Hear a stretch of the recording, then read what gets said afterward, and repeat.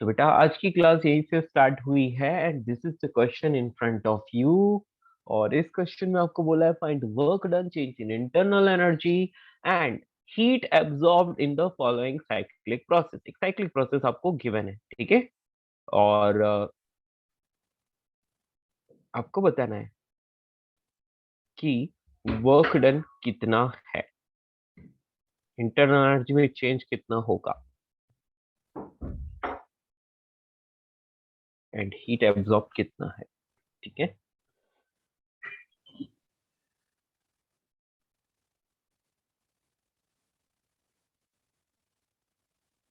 Yes बेटा यहीं से स्टार्ट हुआ है ना, आज की first thing of today's class only. Yes, very good. तो वेदांत ने एक जो आंसर दिया है दैट इज करेक्ट ओनली, तो वो पार्शियल आंसर है, बाकी सारी चीजें भी बतानी बाकी है आपको, है ना।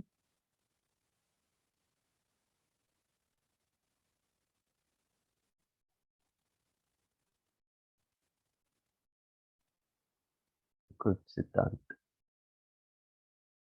चलिए जल्दी जल्दी, आपको याद है ना क्या था?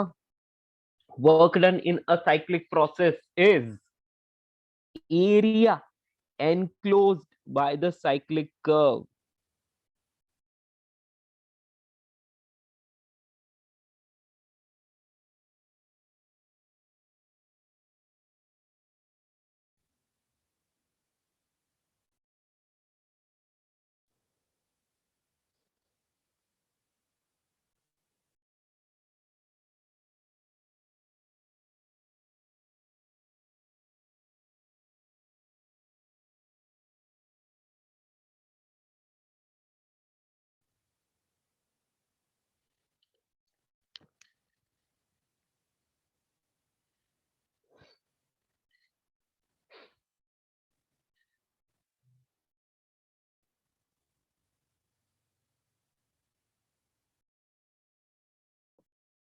ओके, जल्दी से सॉल्व कीजिए। एक दो आंसर्स तो आ गए हैं मेरे पास, आप लोग भी कीजिए जल्दी से, फिर मैं इसको सॉल्व करता हूँ।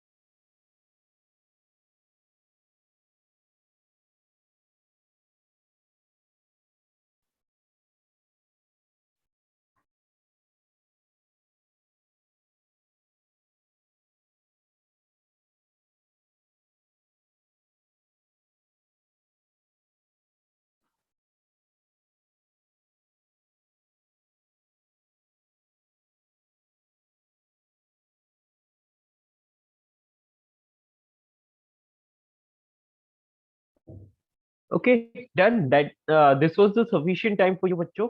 इतने टाइम में हो जाना चाहिए था, है ना। हीट एब्जॉर्ब नेगेटिव है, इसका मतलब हीट रिलीज हुई, ओके। और हीट एब्जॉर्ब पॉजिटिव है, इसका मतलब सच में एब्जॉर्ब ही हुई, है ना। तो चलिए हम लोग यहाँ पर बात करते हैं चेंज इन इंटरनल एनर्जी, बिना सोचे समझे डायरेक्टली जीरो, क्योंकि during the entire cyclic process की बात करें तो एबी प्रोसेस में हीट एब्जॉर्ब होगी, बीसी में भी होगी, सीडी में अब हो सकती है या रिलीज भी हो सकती है, जो भी है, और डीए में भी ऐसा ही कुछ होगा। तो ओवरऑल यदि देखा जाए बेटा तो जो टोटल हीट मतलब we can say change in internal energy is zero, okay. तो यहाँ पर हम लोग लिखेंगे वर्क डन। वो क्या होता है? मैंने पहले ही बोला था एरिया अंडर पीवी साइकिल, तो 1/, ये क्या है, सॉरी ये क्या है, ये एक रेक्टेंगल है, तो मतलब लेंथ इंटू ब्रेड कर सकते हैं। तो आप यहाँ पर 1500 माइनस 500, 1500 माइनस 500 इंटू 10⁻³ क्योंकि देखो बेटा किलो पास्कल लिखा है ना, इसका मतलब आपको यहाँ पर क्या करना है, 10⁻³ पास्कल से मल्टीप्लाई करना है। अब इसको किससे मल्टीप्लाई करोगे, so it will be multiplied with change in volume. वो कितना है बेटा, मतलब कहने का मतलब लेंथ इनटू ब्रेड्थ बोल सकते हैं ना। तो वो कितना होगा, 0.8 में से किसको माइनस करोगे आप, 0.2 को। 0.8 minus 0.2 into 10 raised to 3, okay, into 10 raised to 3 metre cube. अब हम लोग इनको करते हैं, तो ये कितना आ रहा है 10⁻6 और वो 10⁻9 हो गया, मल्टीप्लाइड विथ ये कितना है, तो यहाँ पर आपको पता चल रहा है 0.6 आएगा, है ना। तो आंसर इज 6 इंटू 10⁻8 जूल्स। किसी को कोई प्रॉब्लम, समझ आया? ओके। Yes. हाँ, ठीक है ना बेटा। 1500 में से 500 किया तो 1000 बचा, 1000 को 10⁻3 लिख सकते हैं, तो 10⁻3 इंटू 10⁻3 इंटू 10⁻3 आप बोल सकते हो 10⁻9 हो गए तीनों मिला के, है ना। और फिर वहां कौन है, तो 0.8 माइनस 0.2, आपको ये मिल गया 6 इंटू 10⁻8 जूल। Over, done. किसी को कोई प्रॉब्लम तो नहीं, आगे बढ़े, बोलिए। Yes. यस, तो बेटा बहुत इजी सी चीज है ना।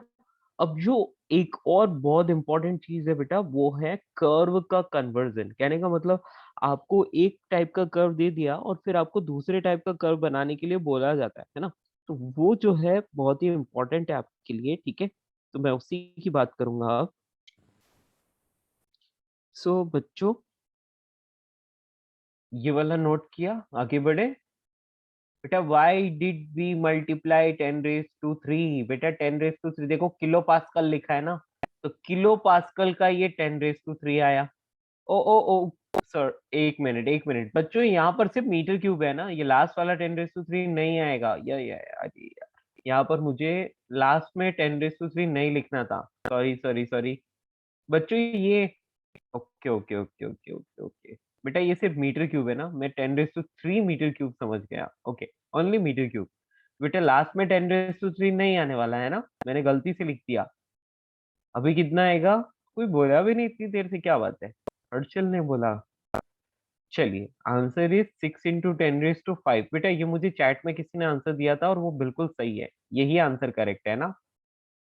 ओके, एक्चुअली मैं 10⁻3 मीटर क्यूब देना चाहता था, तो मेरे मन में वही रह गया, क्योंकि मैं वो डेटा देना चाहता था, लेकिन मैं लिखना भूल गया उस वक्त, तो इसलिए ऐसा हो गया, ठीक है। Good, very good Harshil and Siddhant, बिल्कुल सही आंसर है ना। बेटा हम लोग एटीएम में बात नहीं करते हैं, हम पास्कल में बात करते हैं, ठीक है। तो यहाँ तो वर्क है, तो वर्क तो जूल में होगा। अच्छा हीट कितनी आ जाएगी, तो डेल्टा यू प्लस डब्ल्यू, और वो भी इतना ही आ जाएगा 6 इंटू 10⁻5 जूल ओवर, ठीक है। और ये पॉजिटिव आ रहा है, मतलब हीट एब्जॉर्ब हो रही है। Done done done. क्यों पॉजिटिव लगा है, क्योंकि पीवी साइकिल इज क्लॉकवाइज, यदि पीवी साइकिल क्लॉकवाइज है तो वैसे भी पॉजिटिव ही आता है वर्क, है ना। तो यहाँ पर वर्क डन पॉजिटिव आ रहा है। यदि पीवी साइकिल एंटी क्लॉकवाइज होता, यदि ये प्रेशर वॉल्यूम कर्व जो है क्लॉकवाइज की बजाय एंटी क्लॉकवाइज होता, तो वर्क डन नेगेटिव आता, ठीक है। तो यहाँ पर पॉजिटिव आएगा सब कुछ।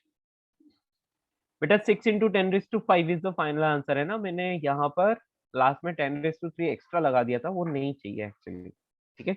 चलिए आगे बढ़ते हैं। अगला प्रश्न आपके लिए बहुत बहुत अच्छा क्वेश्चन है ये। नेक्स्ट क्वेश्चन बच्चों, एक पीवी कर्व आपको दे रखा है, ठीक है, और आपको बोला है कि ड्रॉ कॉरेस्पॉन्डिंग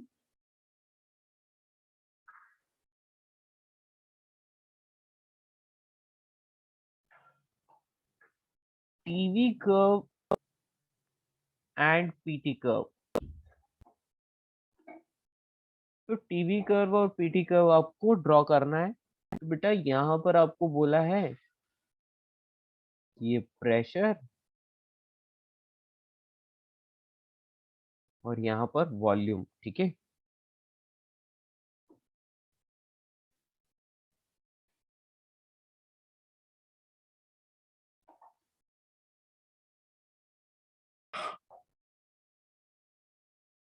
ओके बच्चों, तो देखो देख के ही पता चल रहा है कि आपको आपको इसको पार्ट बाय पार्ट ऑब्जर्व करना पड़ेगा, यानी कि आप ए पॉइंट से बी पॉइंट तक ऑब्जर्व करो, बी से सी और सी से डी, आप इस तरह से ऑब्जर्व करोगे तो बहुत अच्छे से हो जाएगा, ठीक है ना।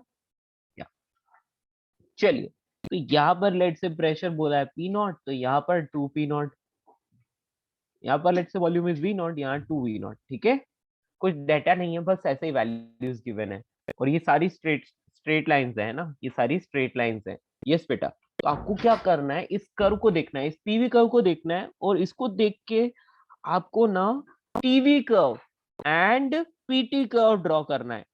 ओके, टीवी कर्व मतलब temperature volume curve and PT curve. एक बार ट्राई कीजिए आप, मैंने सारी प्रोसेसेस आपको पढ़ाई है, सारे बेसिक रिलेशंस आपको पता है, तो बस उन्हीं को सोच के इसको सॉल्व करने की ट्राई कीजिए, you can do it. Okay,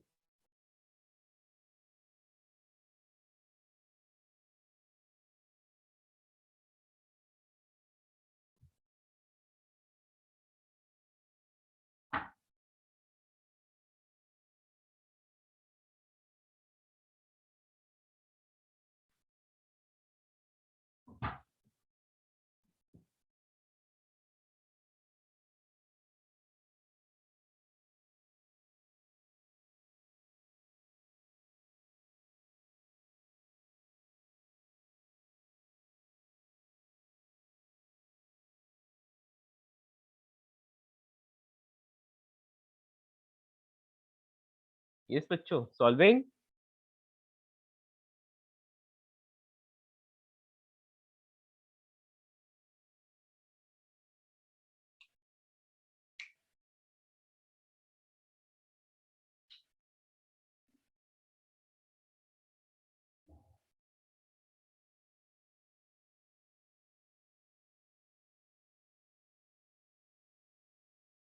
देखो, आपको एक एक करके प्रोसेस ऑब्जर्व करना है ना, यानी कि ए से बी किस टाइप की प्रोसेस है, तो अकॉर्डिंगली आप ग्राफ ड्रॉ करोगे, ठीक है ना।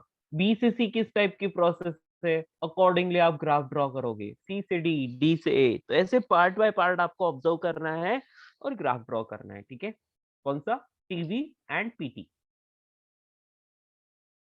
गिवन कौन सा है, PV curve, PV curve is given.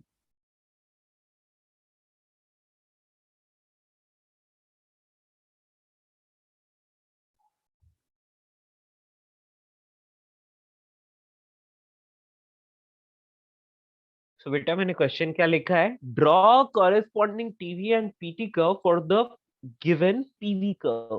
PV curve given है, उसको देख के आपको टीवी एंड पीटी ड्रॉ करना है। बेटा आपको मैं 3 मिनट्स देता हूँ,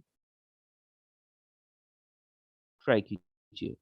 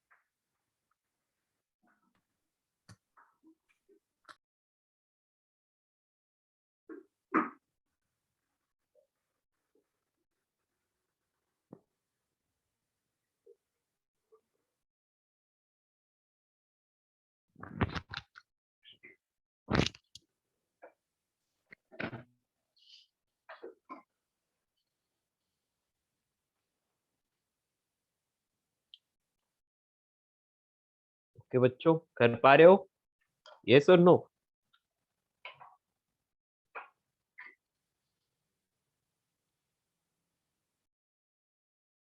सर, हाँ बेटा। सर एरो से फर्क पड़ेगा, लाइक आइसोकोरिक। बेटा आपके एरो, वॉइस तो भाई एरो सिर्फ डायरेक्शन को दिखा रहा है ना, एरो सिर्फ डायरेक्शन को दिखा रहा है। आपको एरो से उतना कुछ खास फर्क नहीं पड़ेगा, बस ये पता चल रहा है कि ए से बी जा रही है प्रोसेस, बस ये दिखा रहा है ना। Okay sir.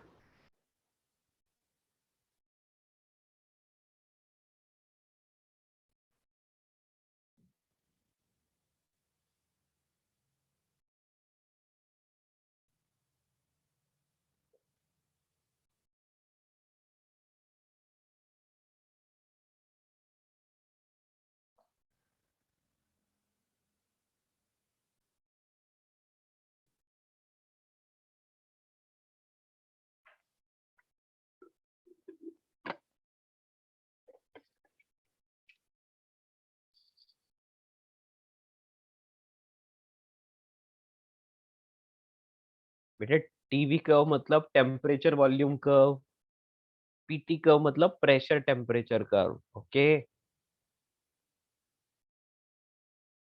लास्ट क्लास में मैंने बताया था ना बेटा, टीवी कर्व का मतलब क्या है, मतलब टेम्परेचर और वॉल्यूम के बीच में कर्व ड्रॉ करते हैं, उसको टीवी कर्व बोलते हैं बस। चलिए मैं सॉल्व करता हूँ, मैं इनमें से एक मैं करता हूँ, एक आप कीजिएगा, ठीक है। मैं ड्रॉ कर रहा हूँ टीवी कर्व, टीवी कर्व ये मैं ड्रॉ कर लेता हूँ। देखो कैसे होगा, तो मैं यहाँ पर सबसे पहले टी लिख लेता हूँ वाई एक्सिस पर, और एक्स एक्सिस की जगह मैं लिख लेता हूँ वी, ठीक है। ध्यान से देखिए, जो ए पॉइंट है यहाँ से कर्व स्टार्ट करते हैं अपन, तो ए से गया बी, है ना। तो ए पर वॉल्यूम वी नॉट था और बी पर भी वॉल्यूम सेम ही है, वी नॉट है। इसका मतलब ए से बी तक की जो प्रोसेस है दैट इज आइसोकोरिक प्रोसेस, यानी वॉल्यूम कांस्टेंट।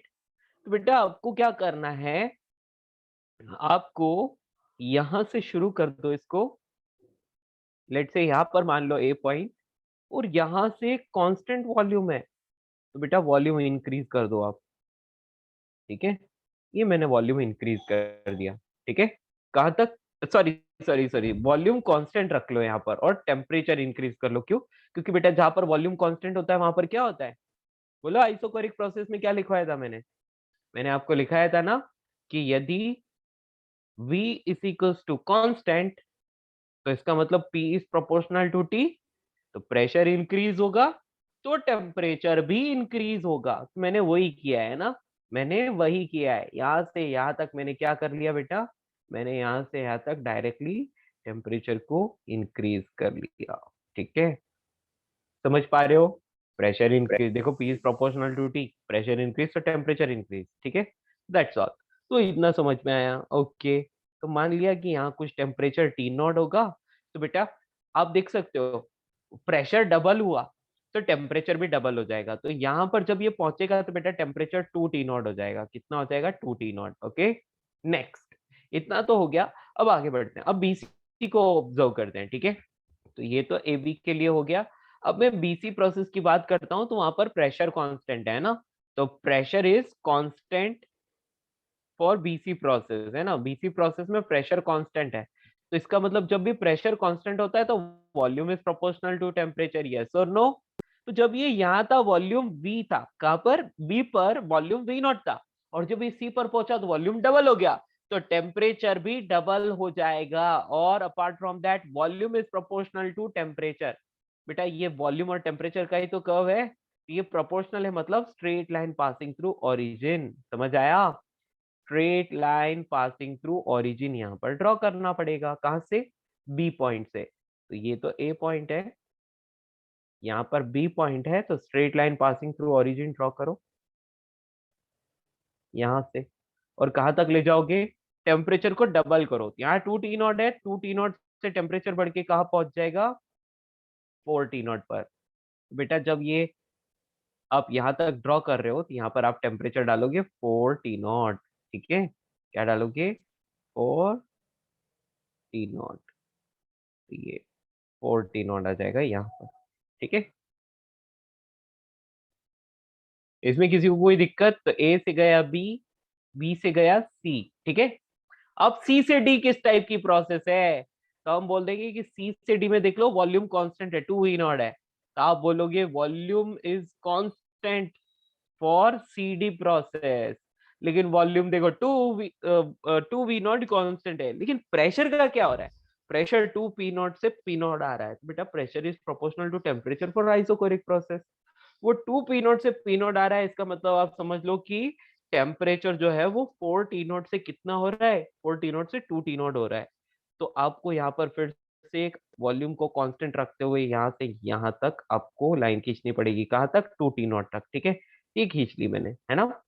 और इस पूरी जगह पर क्या है, वॉल्यूम टू वी नॉट है, ठीक है, that is the constant volume. Okay, finally यहाँ से यहाँ तक आप क्या करोगे, इस तरह से आप फाइनल कर्व जो है वो यहाँ से यहाँ तक इसको मिला लो, straight line passing through origin आ जाएगा। समझ पाए? यस दोस्तों, क्या आप मेरी बात समझ पाए? Yes. गुड, ठीक है, मैं इसको थोड़ा अच्छे से ड्रॉ कर लेता हूँ।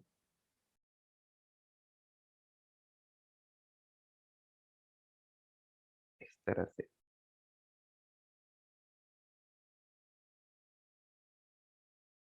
ठीक है, दैट्स ऑल। ये आ गया, क्योंकि लास्ट वाली प्रोसेस किस टाइप की थी, लास्ट वाली फिर से आइसोबारिक थी ना, तो P is equals to constant for the last process.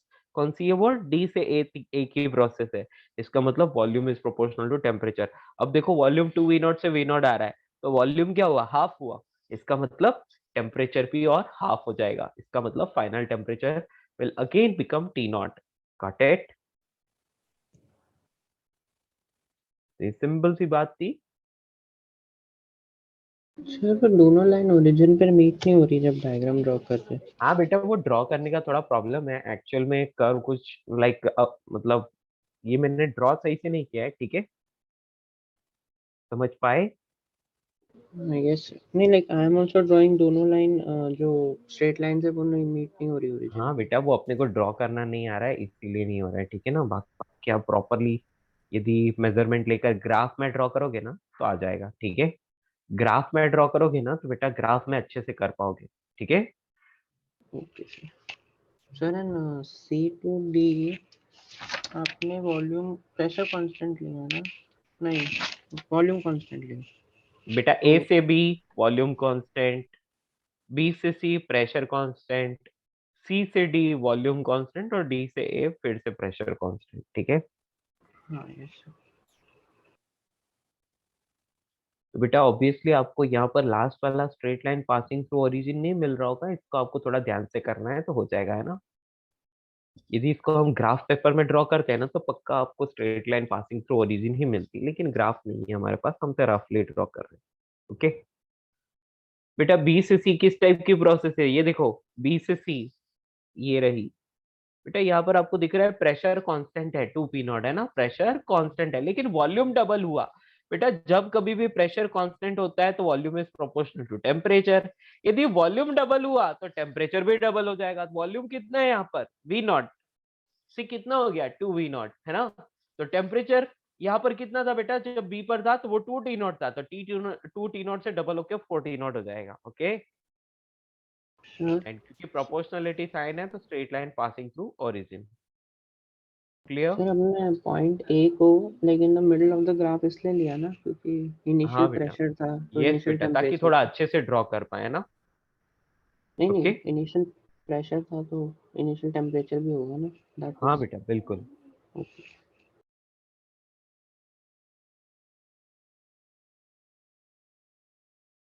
ठीक है, समझ पाए? बस इतना लिखना काफी है, हो गया आपने लिया ना।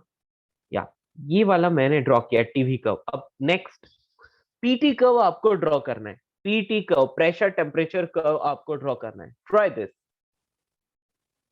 बेटा, ऐसा क्वेश्चन जेई में आता है, ठीक है, मेन में भी आता है, और वो आपको इसी टाइप के क्वेश्चंस पूछ सकते हैं, बहुत बहुत चांसेस है ना, क्योंकि ये बहुत इजी भी है, सिर्फ आपको पार्ट बाय पार्ट प्रोसेस को ऑब्जर्व करना है और ड्रॉ करना है बस।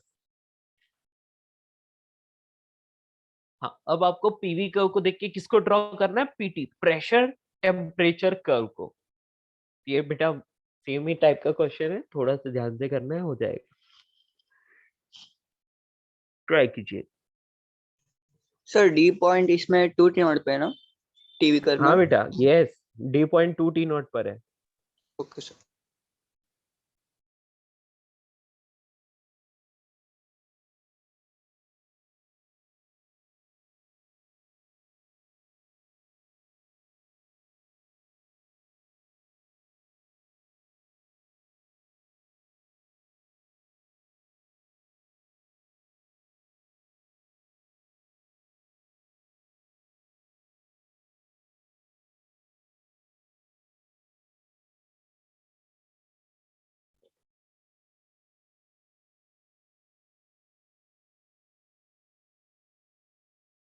ओके, या बेटा ट्रेपेजियम ही आएगा वैसे तो। चलिए, तो अब हम ड्रॉ करते हैं PT curve, pressure temperature curve. PT curve, बेटा पीटी कर्व कैसा आएगा देखते हैं ना। तो यहां पर मैं ले लेता हूं प्रेशर, यहां पर मैं ले लेता हूं टेम्परेचर, ठीक है। सबसे पहले प्रोसेस ए बी, तो प्रोसेस ए बी के लिए क्या था बेटा, प्रोसेस ए बी के लिए हम लोग बोल सकते हैं कि कौन कांस्टेंट है, वॉल्यूम कांस्टेंट है। ये देखो, ये लिखा हुआ है मैंने, है ना, ये दोनों के लिए लिखा हुआ है, ये दोनों के लिए ही कॉमन रहेगी ये बात। तो बेटा वॉल्यूम कांस्टेंट और pressure is proportional to temperature. तो आप एक काम करो कि यहां से स्टार्ट कर लो, इनिशियल प्रेशर पी नॉट था ना, तो पी नॉट से स्टार्ट कर लो। ओके, तो मैंने यहाँ पर कहीं अज्यूम कर लिया कि ये ए पॉइंट है, ठीक है। अब इनिशियल टेम्परेचर को आप ले लो टी नॉट, है ना, यहाँ पर टेम्परेचर मैंने टी नॉट ले लिया। चलिए, सबसे पहली कंडीशन क्या थी बेटा, एबी प्रोसेस के लिए वॉल्यूम कांस्टेंट है तो P is proportional to T, pressure is directly proportional to temperature. तो straight line passing through origin आपको ड्रॉ करना है, ठीक है। तो ये प्रेशर है, तो इसको टेम्परेचर से डायरेक्टली प्रोपोर्शनल कर लिया। तो प्रेशर क्या हो जाएगा, देखो पहले में क्या हो रहा था, पी नोट से 2 P0 जा रहा है, तो हम भी वही करते हैं, पी नोट से 2 P0 तक इस प्रेशर को डबल कर लेते हैं, ये पी नोट से 2 P0 तक। तो ऑब्वियसली यहाँ पर क्या हो रहा है, pressure is proportional to temperature, तो टेम्परेचर भी यहाँ पर डबल हो गया होगा, यहाँ 2 D0 हो गया होगा, ठीक है। अब नेक्स्ट, नेक्स्ट आपको बोला है सेकेंड प्रोसेस बीसी है। बीसी में कौन कांस्टेंट है, प्रेशर कांस्टेंट है और volume is proportional to temperature. तो बेटा ये प्रेशर को कांस्टेंट करो और volume is proportional to temperature. हमें पता है वॉल्यूम क्या हो रहा है, डबल हो रहा है ना। यदि वॉल्यूम डबल हो रहा है तो टेम्परेचर भी डबल होगा। यहाँ 2 T0 से टेम्परेचर कहाँ पहुंच जाएगा, 4 T0 पहुंच जाएगा। किसी को कोई प्रॉब्लम बच्चों, ये समझ आया। बेटा आपको क्या बोला है, volume is constant, sorry pressure is constant, तो प्रेशर को कांस्टेंट रखो और वॉल्यूम को डबल करो, ठीक है। ये वॉल्यूम को मैंने डबल कर लिया। Next, again straight line passing through origin, देखो next CD process is volume constant, pressure is proportional to temperature. Volume constant है लेकिन प्रेशर प्रोपोर्शनल टू टेम्परेचर, मतलब प्रेशर टेम्परेचर का straight line passing through origin. तो यहां से straight line passing through origin draw करो, ऐसे ऐसे, ठीक है। ओके, और जो लास्ट आपको बोला है वो क्या है, तो लास्ट में प्रेशर कांस्टेंट, तो V is proportional to T। तो ये प्रेशर कांस्टेंट, तो ये V is proportional to T, यहाँ से यहाँ तक, ठीक है। ये 2 T0 तक आ रहा है, समझ पाए। ये ऐसा ऐसा ऐसा और ऐसा, ABCD इस टाइप का दिखेगा कर्व, ओके। समझ आया दोस्तों।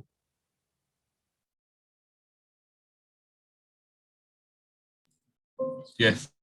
Yes. So that's all. So this is pressure temperature curve, PT curve, जिसमें ये जो AD और BC दिख रही है स्ट्रेट लाइन है पैरेलल टू टेम्परेचर वाला एक्सिस है ना, मतलब एक्स एक्सिस, और बाकी दो straight line passing through origin. Answer, sir वहाँ पे सेम प्रॉब्लम हो गया, CD is not passing through origin.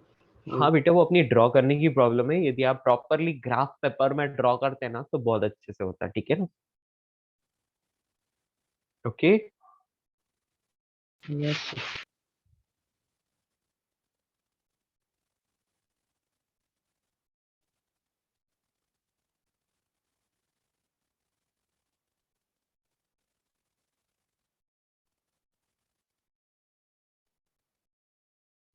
तो बेटा VT एंड PT का हमने ड्रॉ कर लिया।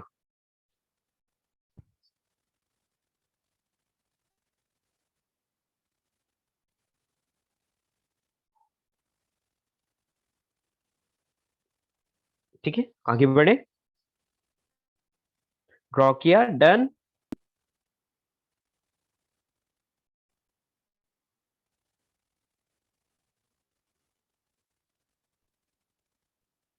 सो बच्चा लोगों, इतना तो हम सभी को समझ में आ गया। अभी मैं नेक्स्ट ले लेता हूँ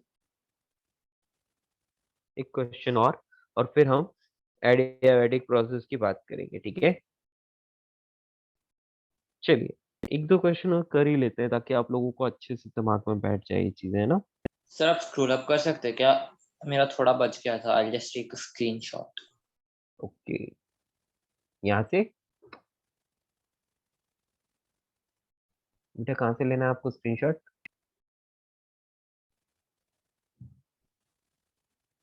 ये तो है फर्स्ट पार्ट, है ना, टीवी सर का। रो पार्ट सेकंड का।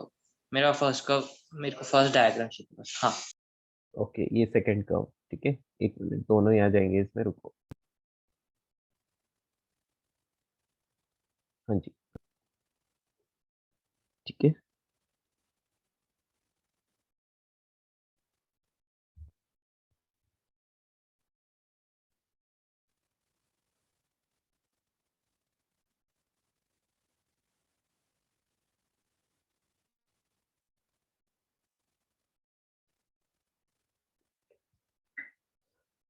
ओके, मैं आपको 2 क्वेश्चंस दे रहा हूँ बेटा, और उन 2 क्वेश्चंस को आपको जस्ट 2 मिनट्स में सॉल्व करना है, ठीक है ना।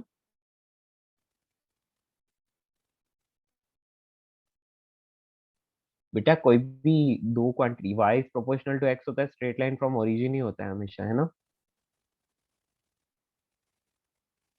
यदि y is proportional to x या फिर y is equals to 4x ऐसा लिखा है, या कुछ भी ऐसा, y is equals to kx, straight line passing to origin वाला कर्व आता है। ठीक है, स्लोप चेंज हो सकती है लेकिन line will pass through origin only. हाँ, यदि इंटरसेप्ट आ जाए तो ओरिजिन से पास नहीं होगा। ठीक है, चलिए।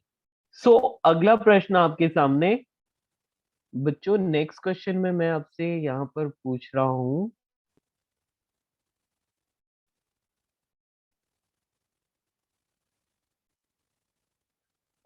एक कर्व दिया है, लेट्स से टीवी कर्व है, ओके। और आपसे पूछा है फाइंड द वर्क डन। ठीक है, find the work done in following cyclic process, following cyclic, sorry CYCLIC, cyclic process. Okay, यहाँ पर कुछ इंफॉर्मेशन, बेटा नंबर ऑफ मोल्स को n ले लेना, है ना, नंबर ऑफ मोल्स को n ले लेना। तो कुछ इस टाइप का कर्व है।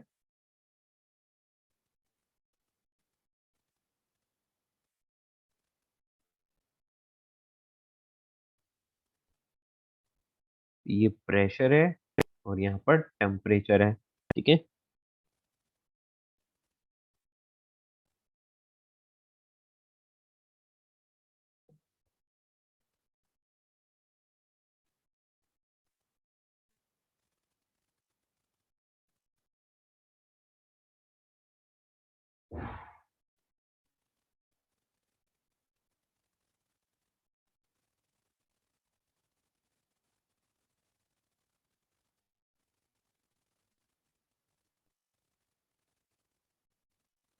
या तो बेटा ये मैंने प्रेशर टेम्परेचर कर्व ड्रॉ किया है यहाँ पर। ठीक है, यहाँ पर प्रेशर P1 ले लो और यहाँ पर प्रेशर P2 ले लो। यहाँ पर temperature T1, T2, T3 and T4 ले लो। ठीक है, इस तरह से। ओके बच्चों, तो ये आपके हो गए प्रेशर टेम्परेचर कर्व। और आपको इस कर्व को देख के क्या करना है, आपको वर्क डन फाइंड करना है। Take number of moles n, okay, number of moles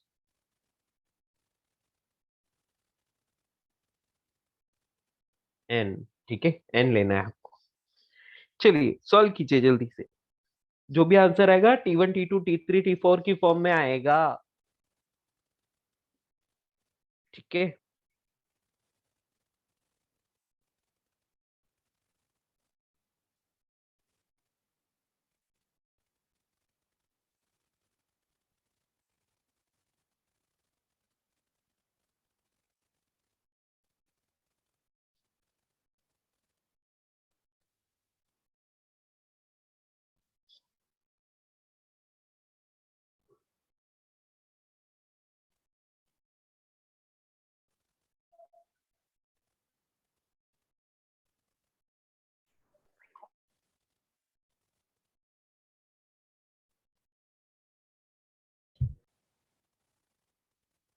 एक एक प्रोसेस को ऑब्जर्व करते जाओ, नेमिंग दे दो ABCD, है ना, ABCD, एक एक को ऑब्जर्व करते जाओ।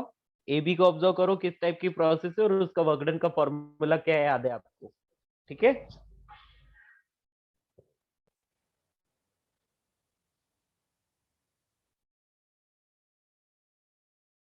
You have only 2 minutes to solve this question. जल्दी। क्वेश्चन का सॉल्यूशन सिर्फ 2 लाइंस का है ना, बस आपको ऑब्जर्व करना आना चाहिए।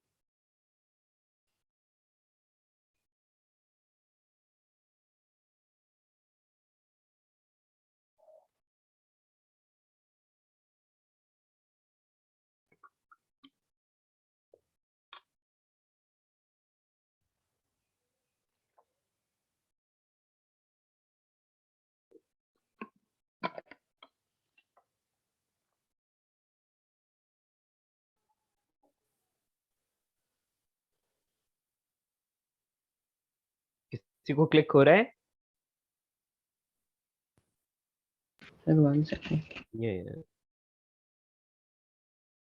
Sir, I know the formula, but I don't understand how to put it for several values of t. बेटा एक एक प्रोसेस के लिए वर्क डन फाइंड कर लो ना, पहले A से B के लिए फाइंड कर लो, फिर B से C के लिए फाइंड कर लो, फिर C से D के लिए फाइंड कर लो, फिर D से A के लिए फाइंड कर लो और सारे वर्क को ऐड कर लो, ठीक है। सर ए बी और सी डी के लिए तो 0 आएगा। ओके गुड, सही है, बिल्कुल सही है। BC and I think DA will have 0 BC and DA because will pressure have is 0। constant. Because pressure is constant. बेटा प्रेशर कांस्टेंट होने से वर्क थोड़ी 0 होता है, हाँ, sorry, वॉल्यूम sorry. कांस्टेंट होने से हाँ, 0 हाँ. होता है, right. So AB and CD will have 0. Yes, ठीक है ना। तो आप लिख सकते हो कि फॉर, सॉल्यूशन कर रहा हूं है ना, for AB and CD, for AB and CD pressure is proportional to temperature, क्योंकि प्रेशर क्या कर रहा है, प्रेशर और टेम्परेचर का जो कर्व है वो straight line passing through origin है, मतलब ये दोनों प्रोपोर्शनल है। तो it implies that the volume is constant, volume is constant. यदि वॉल्यूम कांस्टेंट होता है इसका मतलब WAB is equals to WCD is equals to 0। तो AB प्रोसेस और CD प्रोसेस में वर्क डन जो होगा वो 0 होगा, उनके लिए कोई दिक्कत नहीं है। अब मैं ले लेता हूँ फॉर BC प्रोसेस, तो फॉर BC प्रोसेस है ना, तो BC प्रोसेस के लिए क्या है बेटा, आप देख सकते हो प्रेशर इज कांस्टेंट, है ना, तो प्रेशर क्या है, कांस्टेंट है, तो for BC pressure is constant. और बेटा जब भी प्रेशर कांस्टेंट होता है तो मैंने आपको बताया था क्या होता है, P डेल्टा V, या फिर उसको आप NR डेल्टा T लिख सकते हो। तो work done in BC is equals to NR delta T, NR delta T का मतलब final temperature minus initial temperature, तो T3 माइनस T2। ओके, ये हो गया BC प्रोसेस के लिए। और फिर लास्ट फॉर DA, वहां पर भी प्रेशर कांस्टेंट है ना, तो वहां पर भी प्रेशर क्या है, कांस्टेंट है, कितना है बेटा, P1। तो वर्क डन कितना हो जाएगा बेटा, वर्क डन इन DA प्रोसेस, जब भी प्रेशर कांस्टेंट होता है आप P डेल्टा V या फिर NR डेल्टा T लिख सकते हो। तो यहाँ पर P डेल्टा V से तो आएगा नहीं, यहाँ पर NR डेल्टा T से आएगा। तो यहाँ पर आप क्या लिख लोगे, एन आर डेल्टा टी। तो ये फाइनल टेम्परेचर T1 है और इनिशियल टेम्परेचर T4 है ना, क्योंकि डी से ए जा रही है ना प्रोसेस, इसीलिए इसलिए टोटल वर्क डन कितना हो गया?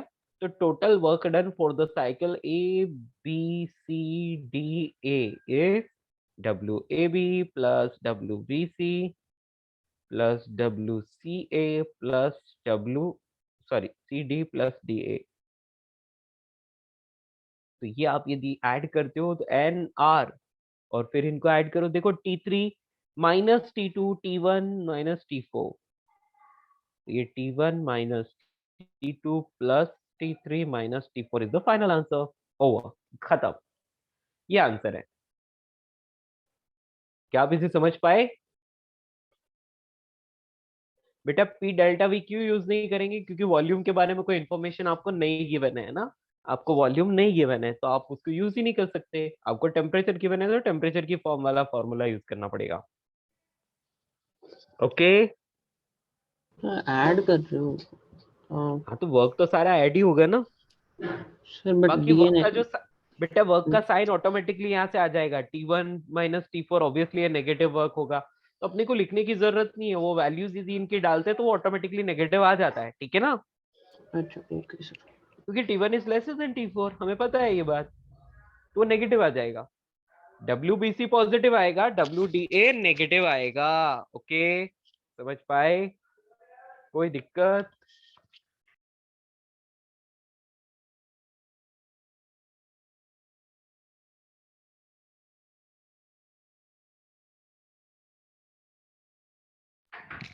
यस दोस्तों, कोई प्रॉब्लम? No sir. नो, ये समझ में आया ना? हाँ, तो साइन कब डालते हैं अब, मतलब ऑलरेडी? बेटा साइन अपने को, देखो जब आपके पास कोई इस टाइप का कर्व है जिसके लिए आपको part by part process observe नहीं कर सकते हो, जैसे कि एक सर्कल ड्रॉ कर लिया, तो बेटा इसमें आपको खुद को अपने से ड्रॉ करना पड़ेगा, ठीक है, जैसे कि अपने से खुद से साइन डालना पड़ेगा। एक एग्जांपल इसका भी कर लेते हैं, ठीक है।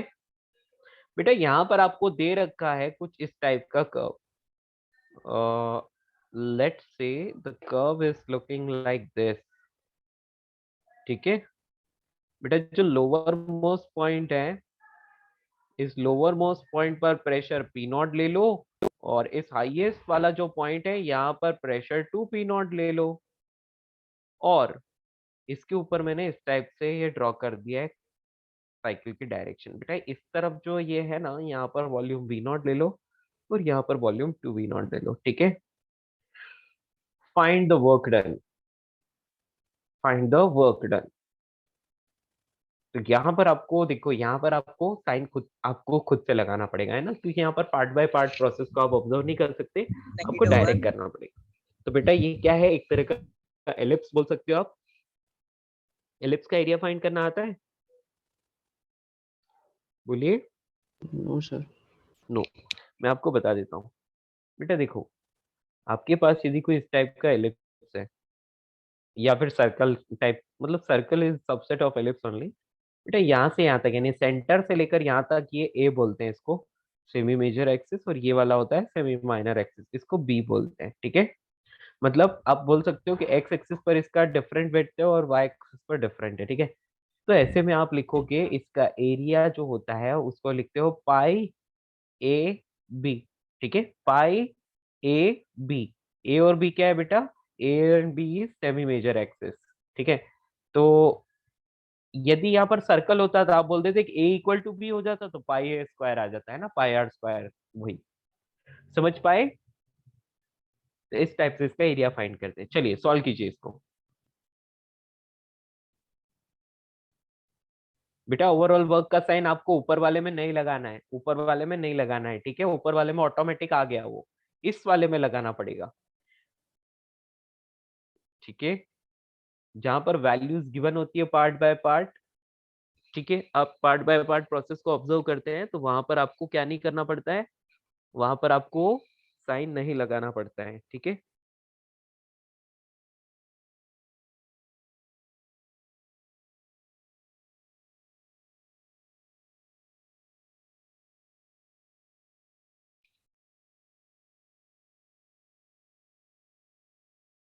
ओके वो बेटा लोग यहाँ पर क्वेश्चन पीवी में देंगे एलिप्स है या सर्कल है। बेटा ये सर्कल हो या एलिप्स क्या फर्क पड़ता है, वैल्यूज गिवन है ना। तो प्रेशर और वॉल्यूम अलग अलग चीजें दी हुई है, तो ऑब्वियसली एलिप्स ही मानेंगे, चाहे सर्कल भी हो लेकिन तो भी उसको एलिप्स ही मान के करना पड़ेगा। ठीक है ओके सर। तो work done in entire cycle is pi. ठीक है और देखो आप देख सकते हो कि यहाँ से यहाँ तक ये देखो V naught two V naught, तो ये पूरा वी नॉट हो गया, और यहाँ से यहाँ तक पी नॉट से टू पी नॉट तक ये पी नॉट हो गया। तो पाई ये पूरा कितना है, इसका हाफ करना पड़ेगा आपको, तो pi P nought by two into V nought by two. तो आंसर ये आ गया क्या, pi P nought V nought by 4। लेकिन साइकिल कैसा है, एंटी क्लॉकवाइज, तो एंटी क्लॉकवाइज साइकिल के लिए वर्क कैसा आता है, नेगेटिव आता है आंसर। ठीक है अब देखो यहाँ पर मैंने पार्ट बाय पार्ट है ना, पार्ट बाय पार्ट ऑब्जर्व नहीं किया, इसलिए मुझे साइन पहले मतलब साइन मुझे आंसर में नहीं मिलेगा, मुझे यहाँ पर खुद से लगाना पड़ेगा कि एंटी क्लॉकवाइज है तो नेगेटिव साइन आना चाहिए। ओके समझ पाए।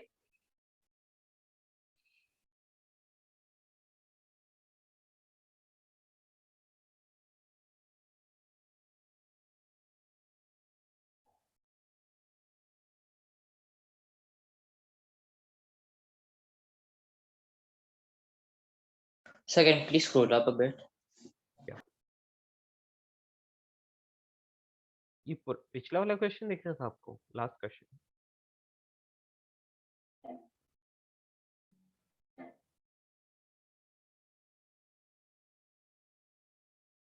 सर एक्चुअली बीच में डिस्कनेक्ट हो गया था। ओके ओके स्क्रीनशॉट ले लो जल्दी से। डन तो डन सर। क्लॉकवाइज और क्लॉकवाइज से फर्क नहीं पड़ेगा ना, क्या बेटा, अगर पार्ट वाइज किया तो हाँ एंड पार्ट बाय पार्ट करोगे बेटा, हर एक चीज का आपको वहीं पर आंसर मिल रहा है राइट, मतलब आप उसको हर एक चीज की वैल्यू रख रख के आंसर निकाल रहे हो, तो बेटा वहां पर तो कोई फर्क नहीं पड़ेगा। ठीक है ना।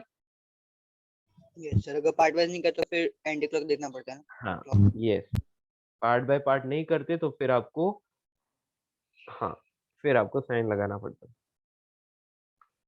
जैसे इसको मैंने पार्ट बाय पार्ट नहीं किया, वन टाइम आंसर फाइंड किया डायरेक्टली है ना, क्योंकि इसके पार्ट गिवन ही नहीं है, पूरा एक सिंगल प्रोसेस जो एक कंप्लीट साइकिल बना रहा है, तो ऐसी कंडीशन में आपको साइन यूज करना पड़ेगा। ठीक है सर लाइक जहाँ पे पार्ट बाय पार्ट नहीं करते वहाँ पे ऑटोमेटिकली अपना साइन लगा दीजिए। हाँ वहां पर खुद से साइन लगाना पड़ता है। ठीक है okay sir. Done done done over finish खत्म। सर ये एक बार वापस बताओ। बेटा मैंने आपको क्या बोला था कि यदि यहाँ से यहाँ तक की डिस्टेंस 2a है, तो इस यहाँ से लेकर सेंटर के डिस्टेंस को आप a लोगे, और यहाँ से यहाँ तक की डिस्टेंस यदि 2b है तो यहाँ से यहाँ की डिस्टेंस b लोगे। तो बेटा सर्कल जैसे एरिया फाइंड करते हैं वैसे इलिप्स का भी होता है, लेकिन इसको pi into semi major axis into semi minor axis, यानी कि पाई ए बी इसका फॉर्मूला होता है। ठीक है तो जब अपन इस पूरे सर्कल को आप सॉल्व कर रहे हो तो बेटा आप यहाँ से यहाँ तक ये फैला हुआ है ना, यहाँ से यहाँ तक का डिफरेंस कितना है वी नॉट, और यहाँ से यहाँ तक इस पॉइंट से इस पॉइंट तक इसका डिफरेंस कितना है, हाइट है उसकी पी नॉट। तो बेटा इसका सेमी मेजर एक्सिस और सेमी माइनर एक्सिस क्या होगा, इसका हाफ, यानी कि यहाँ से यहाँ तक तो है पी नॉट बाई टू,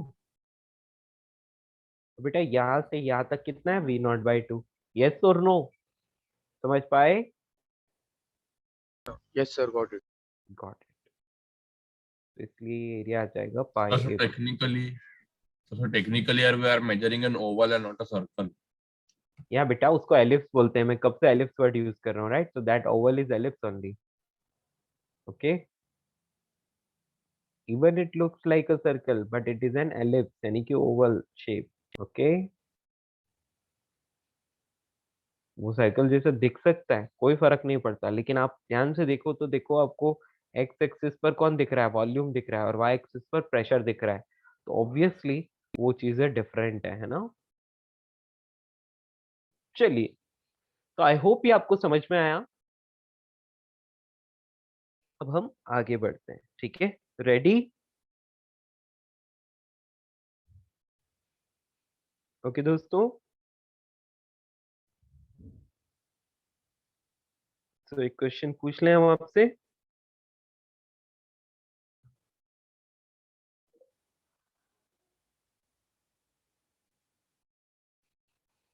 ये हो गया ना दोस्तों? Hello, yes sir. Good. So next question आपके सामने। अब ये क्वेश्चन जो है इस तरह से, 2 moles of monoatomic gas, 2 moles of monoatomic gas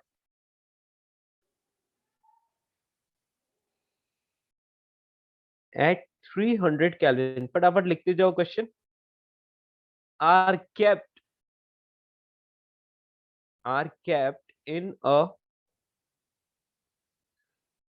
non-conducting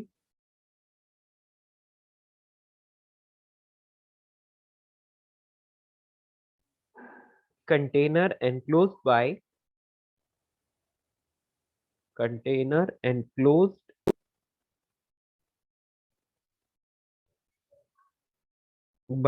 a piston। एक पिस्टन से उसको कनेक्ट किया हुआ है, ठीक है। The gas is now compressed, the gas is now compressed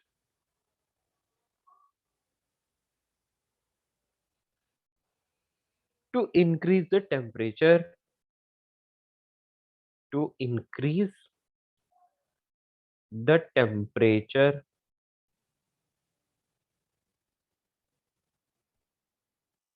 बेटा गैस को क्या किया, कंप्रेस किया to increase the temperature from, कहां से कहां तक, 300 केल्विन टू 400 केल्विन। 300 केल्विन से 400 केल्विन तक टेम्परेचर को इंक्रीज किया। उससे क्या मतलब करना है, तो उसके लिए हम क्या करते हैं, गैस को कंप्रेस करते हैं, ठीक है।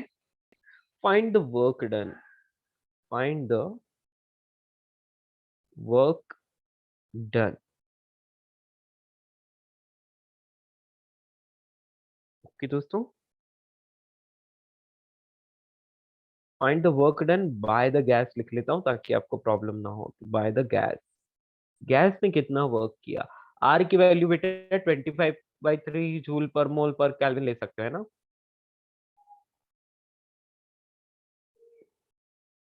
चलिए सॉल्व कीजिए इसको।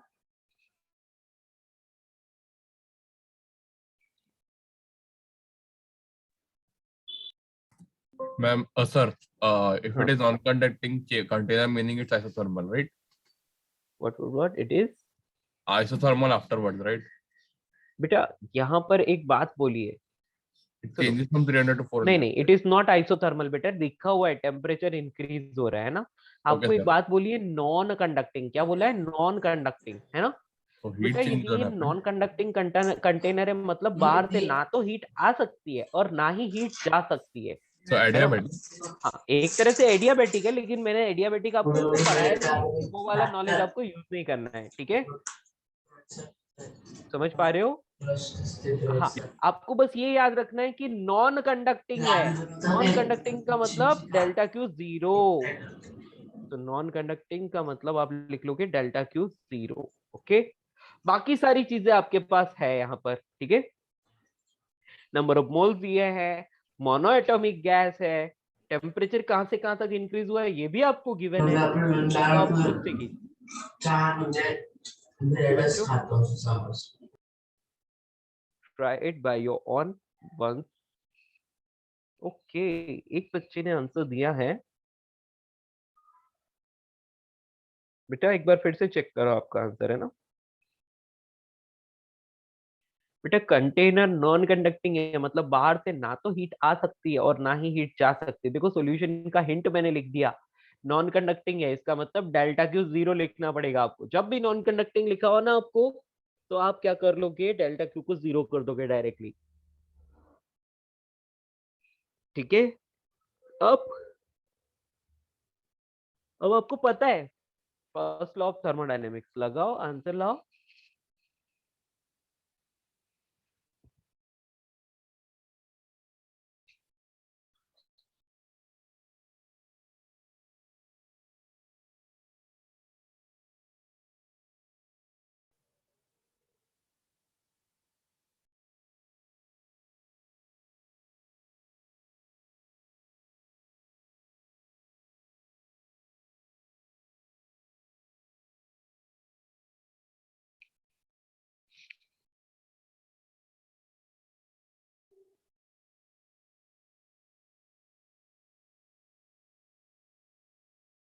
बेटा value of F mono atomic का मैंने आपको लिखवाया था डिग्री ऑफ फ्रीडम में, है ना।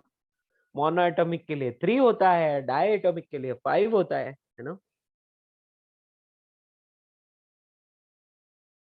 ये सिद्धांत आपका आंसर सही है, लेकिन साइन देख लो एक बार, साइन क्या सही है?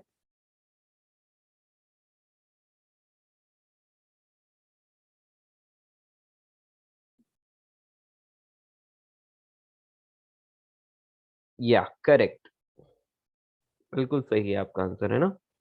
बच्चों आपको ये साफ साफ पता चल गया डेल्टा क्यू 0 है, तो हम लोगों को फर्स्ट लॉ ऑफ थर्मोडायनेमिक्स पता है। क्या बोलता है वो? कि delta Q is equals to delta U plus W होना चाहिए, ऐसा होना चाहिए। और बेटा इसकी वैल्यू कितनी है? 0 गिवन है आपको, है ना। आपको डेल्टा क्यू की वैल्यू 0 गिवन है, तो आप यहाँ से डायरेक्टली कंक्लूड कर लोगे कि डेल्टा यू की value is negative of W, negative of W इसके बराबर होगी।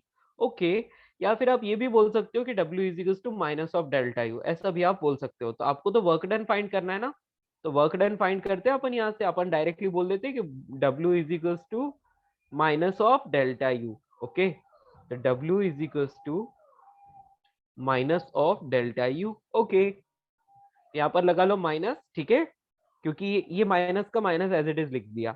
हाँ जी, F by two N R delta T, ये होता है फॉर्मूला। डेल्टा टी का मतलब final temperature minus initial temperature, ठीक है। तो minus of F by two यानी कि माइनस ऑफ 3/2, मोनो एटॉमिक के लिए 3 आता है। Normal sorry number of moles 2 दिया है तो 2 लिख लो। आर इज 25/3 क्वेश्चन में बोला है, और वैसे भी आपको पता है।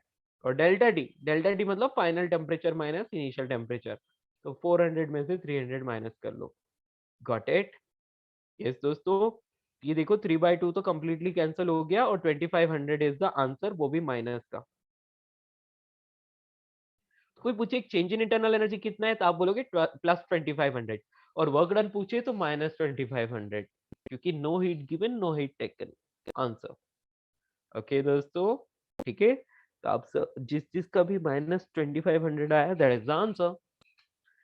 इस क्वेश्चन का बस एक ही हिंट था, नॉन कंडक्टिंग लिखा है, मतलब ना तो हीट आएगी ना हीट जाएगी, ठीक है, यानी कि डेल्टा क्यू 0। ओवर कर पाओगे? यस।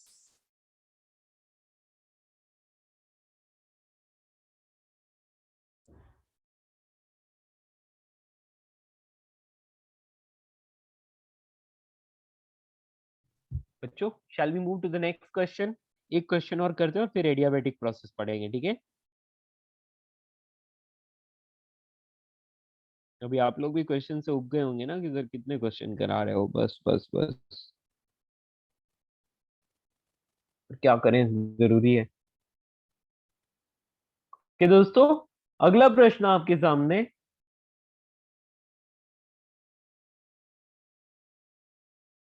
बेटा डेल्टा यू तो पॉजिटिव है लेकिन वर्क नेगेटिव है, समझ रहे हो ना। डेल्टा यू तो पॉजिटिव है, देखो यहाँ से देखो, ध्यान से देखो, डेल्टा यू प्लस डब्ल्यू, तो इसको आप लिखोगे तो बेटा W is equal to minus of delta U के बराबर आएगा ना। तो ये बेटा ये वाला माइनस है ना, तो ये यहाँ पर उसी का माइनस लगाया है, ठीक है। बाकी बाकी सिर्फ चेंज इन इंटरनल एनर्जी पूछते तो वो तो पॉजिटिव ही आती, वर्क डन नेगेटिव है। चलिए, next question is there in front of you. A diatomic gas is heated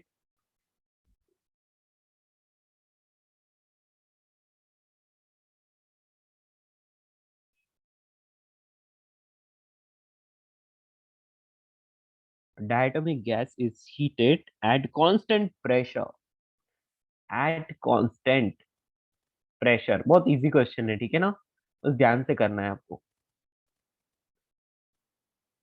at constant pressure if 105 joules यानी कि 105 joules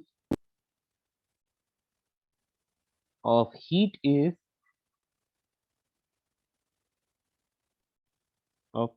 is given to the gas, given to the gas मतलब gas ने heat absorb की है, ठीक है, gas ने heat absorb की, इसका मतलब ये है गिवन टू द गैस यदि गिवन बाय द गैस होता तो हीट रिलीज होती।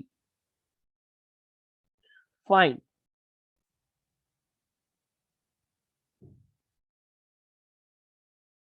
The change in internal energy of gas, to find delta U, यानी कि change in internal energy of gas, तो प्रॉपर ही लिख देता हूँ, ठीक है ना। Change in internal energy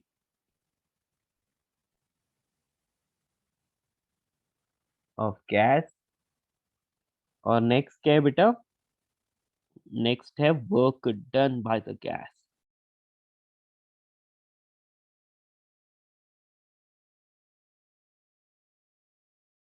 try this fast. आपको फॉर्मूलाज पता है, लिखवा दिए थे मैंने। किस टाइप की ये प्रोसेस, आइसोथर्मल प्रोसेस है, आइसोथर्मल प्रोसेस है ये।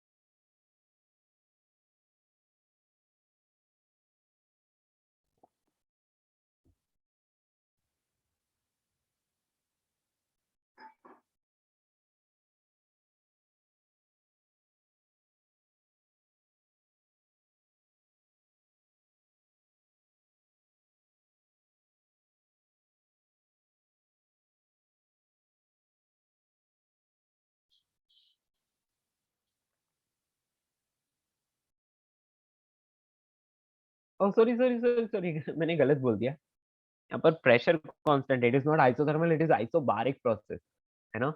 मैंने गलत बोल दिया बेटा, आइसोबारिक है, प्रेशर कांस्टेंट है। पता नहीं आइसोथर्मल क्यों बोला मैंने, आइसोबारिक प्रेशर कांस्टेंट। ओके, ये लिखा हुआ है यार क्वेश्चन में, pressure constant means isobaric, not isothermal.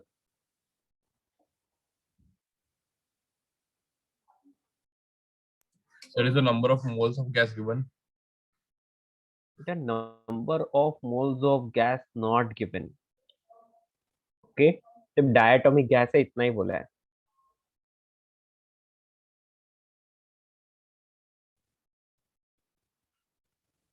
उसकी जरूरत ही नहीं बेटा, है ना, यहाँ पर आप डायरेक्ट कर पाओगे।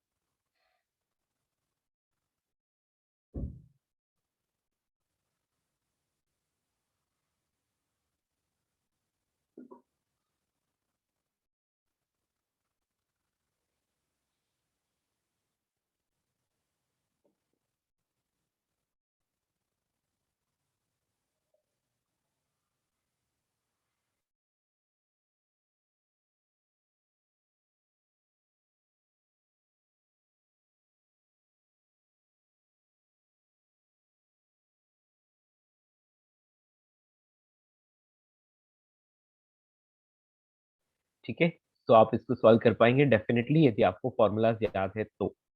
नहीं याद है तो नहीं हो पाएगा।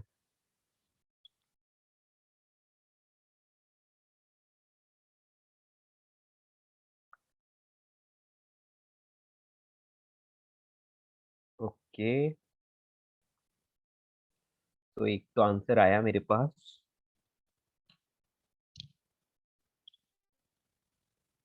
बेटा उस आंसर में कुछ गड़बड़ है ऐसा मुझे लगता है, ठीक है, चेक करो। आपको फॉर्मूलाज याद है? सबसे पहले तो आपको ये याद है कि delta Q is equal to delta U plus W. अरे सॉरी, अपन डायरेक्टली लिखते हैं ना। हाँ चलो ये रहने दो, कोई दिक्कत नहीं है ना। हाँ जी, आपको एक बात पता है, डेल्टा क्यू का फॉर्मूला मैंने लिखवाया था क्या, n C P delta T, है ना। और सीपी की वैल्यू मैंने क्या बोली थी बेटा, सीपी की वैल्यू मैंने बोली थी F/2 प्लस 1 इंटू आर होती है, राइट। और कैसा है, डायटोमिक गैस है ना, तो 5/2 प्लस 1 इंटू आर, तो ये क्या हो जाएगा 7R/2। आप यहाँ पर क्या लिख लोगे डायरेक्टली, एन, यहाँ पर 7/2 आर डेल्टा टी, सारी चीजें ठीक है, बस ये यहाँ पर ऐसा आ जाएगा, है ना। और इसकी वैल्यू कितनी गिवन है आपको, तो इसकी वैल्यू आपको गिवन है 105 जूल, 105, है ना? ठीक है, तो बेटा एनआर डेल्टा टी की वैल्यू यहाँ से कितनी आ रही है, बोलिए? 30 जूल। और बेटा यही क्या होता है, work done. We know work done in isobaric processes n R delta T या फिर पी डेल्टा वी, दोनों ये आपको 30 जूल वैल्यू देंगे। Okay, and change in internal energy का क्या करें? बेटा change in internal energy F/2 nR delta T होता है ना? F/2 का मतलब 5/2 लगा लो, और एनआर डेल्टा टी कितना है, 30 ना, 75 जूल इज द आंसर। यदि आप चाहते तो डिफरेंस भी ले लेते, 105 में से ये 30 माइनस कर लो। ठीक है, समझ पा रहे हो? आप चाहते तो यहाँ पर डायरेक्टली भी यूज कर सकते हो, क्योंकि आपको पता है from plot first law of thermodynamics, है ना? Delta Q is equals to delta U plus W, ये आपको पता है। यहाँ पर डाल दो, जो मैंने आपको बोला था ना वो यहाँ डाल दो। तो delta U is equals to delta Q minus W हो जाएगा, है ना? ठीक है, तो यहाँ पर कितना मिलेगा आपको? तो यहाँ पर आपको मिलेगा 105 माइनस 30, 75 जूल। तो दोनों में से कैसे भी करो, आपका आंसर तो आना ही है ना? आ ही जाएगा आंसर तो।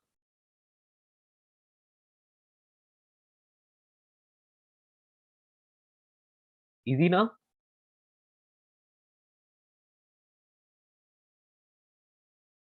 यस बेटा, ऐसे ही। तो ये सबको समझ में आया? कोई दिक्कत तो नहीं?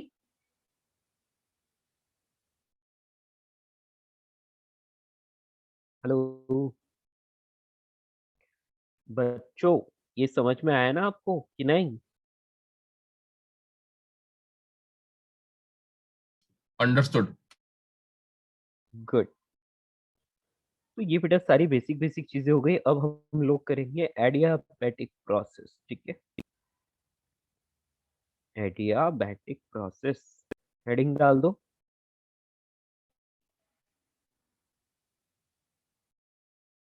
या बट उससे पहले मुझे बेसिक बेसिक चीजें कुछ डिफाइन कर देनी चाहिए, नहीं? वही अच्छा रहेगा। हाँ, तो मैं आपको स्पेसिफिक हीट वगैरह तो बता चुका हूँ ना, मोलर स्पेसिफिक हीट, उसको थोड़ा डिटेल में लिखवाऊँ क्या? हम्म, ठीक है, मैं आपको वैसे तो बता ही चुका हूँ, तो हम डायरेक्टली कंटिन्यू कर सकते हैं। बाकी वो चीज जो है, जो मैंने आपको बोला था कैलोरीमेट्री में आपको लिखवाऊंगा ही, तो क्यों हम लोग यहाँ पर टाइम वेस्ट करें, है ना?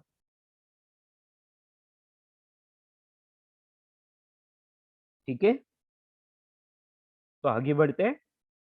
सीवी की फॉर्मूला क्या होता है? सीवी का फॉर्मूला F/2R होता है। सीपी का फॉर्मूला F/2 + 1R, वो आपको पता है, इसलिए हम यहाँ पर टाइम वेस्ट नहीं करते, फटाफट से आगे बढ़ते हैं। ठीक है,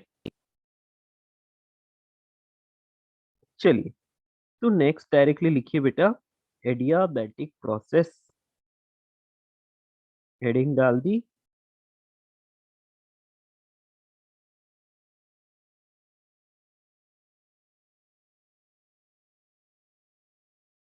adiabatic process,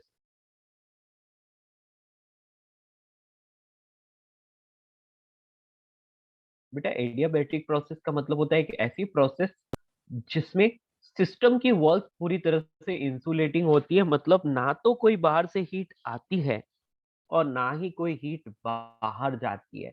means no heat absorbed और release by the system. Got it? आई बात समझ? तो हम बोलेंगे कि if there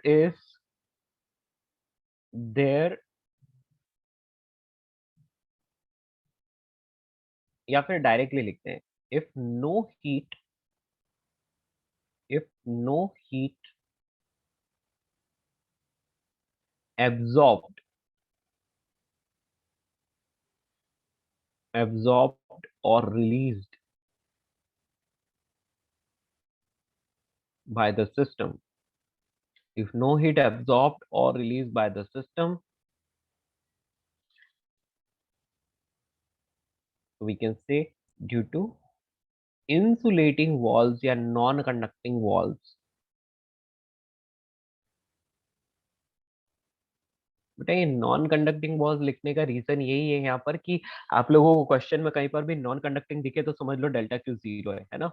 If no heat absorbed or released by the system due to non-conducting walls, sir then the process, हाँ बेटा बोलो क्या हुआ. सर वो जो प्रीवियस क्वेश्चन किए थे उसमें नॉन कंडक्टिंग वॉल्स था ना, तो वो एडियाबैटिक हो गया हाँ था. यस बेटा बिल्कुल एडियाबैटिक हो गया. ओके. ठीक है. And the process is called adiabatic process. Okay बच्चों.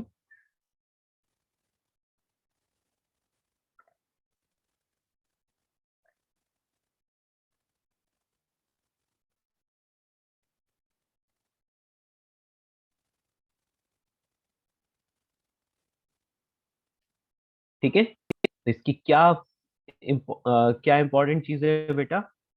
This process is very sudden. ये काफी सडन प्रोसेस होती है. So that there is no exchange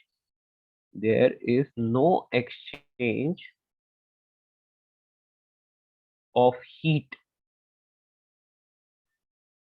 या फिर this process is very sudden so that there is, इसको हटाओ यार. हाँ this is very sudden process so that the system do not get enough time to exchange the heat. यानी कि system को heat exchange करने के लिए इनफ टाइम ही नहीं मिल पाता, इतनी फास्ट प्रोसेस होती है ना. तो आप ये समझ लो कि no heat transfer takes place, बस यही बात है इसकी. ओके. और जनरली क्या होता है बेटा, इंसुलेटिंग या नॉन कंडक्टिंग वॉल्स होती हैं. तो we can say system having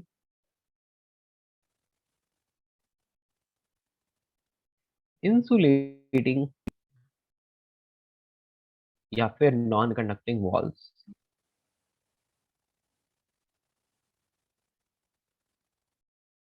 okay बच्चा लोगों, दैट्स ऑल. अब यहाँ पर आप डायरेक्टली बोल सकते हो कि delta Q is 0 for such type of processes. ठीक है, यही इसकी पहचान है.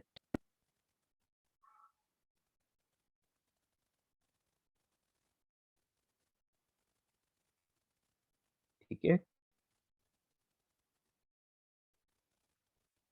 इक्वेशन ऑफ एडियाबैटिक प्रोसेस कैसे लिखोगे, तो वो इस तरह से डिफाइंड होती है. Equation of adiabatic process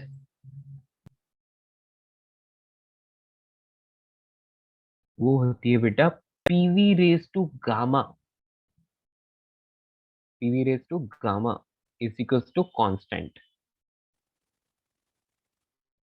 PV raise to gamma is equals to constant. ठीक है बेटा, ये गामा क्या होता है, gamma is called adiabatic constant. Gamma को क्या बोलते हैं बेटा, एडियाबैटिक कांस्टेंट. बेटा ये आर की तरह ही होता है लेकिन इसको नीचे से लंबा कर दो ऐसे.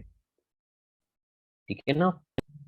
या जैसे हम लोग ये आर लिख देते हैं तो आप इसको आर जैसे लिख के नीचे से थोड़ा लंबा कर दो तो ये गामा बन जाएगा. ठीक है.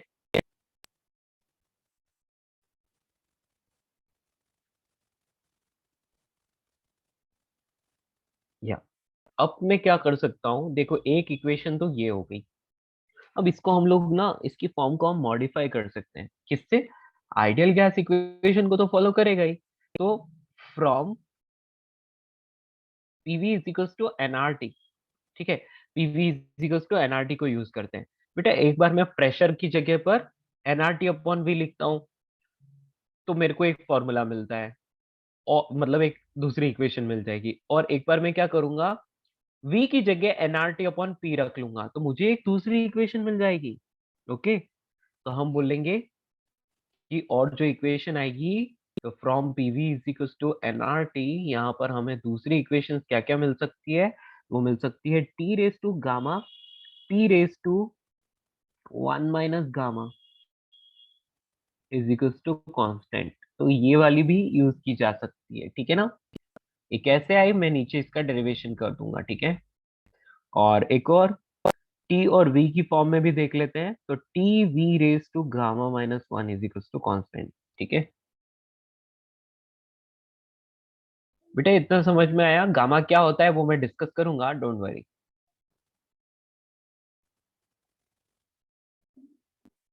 डेरिवेशन करते हैं, ठीक है। ये तीन फॉर्मूलाज हमने लिख लिए, तीनों पर स्टार मार्क डाल देना।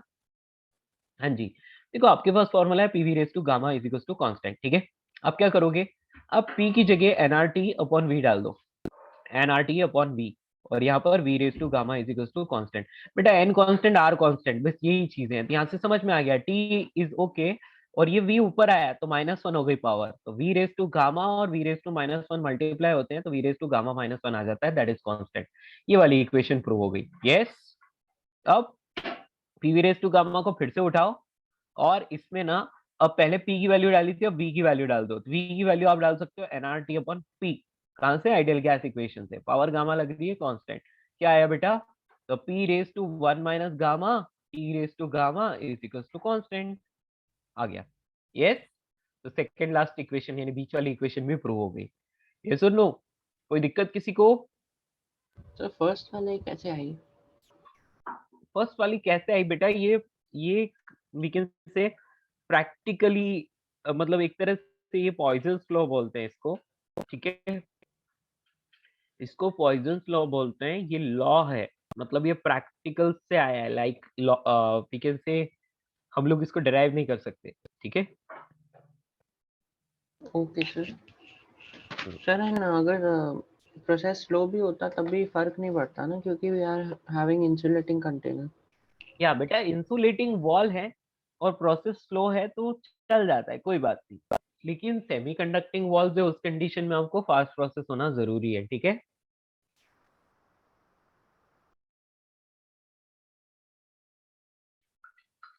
ठीक है, पार्शियली कंडक्टिंग वॉल्स है तो ऐसी कंडीशन में,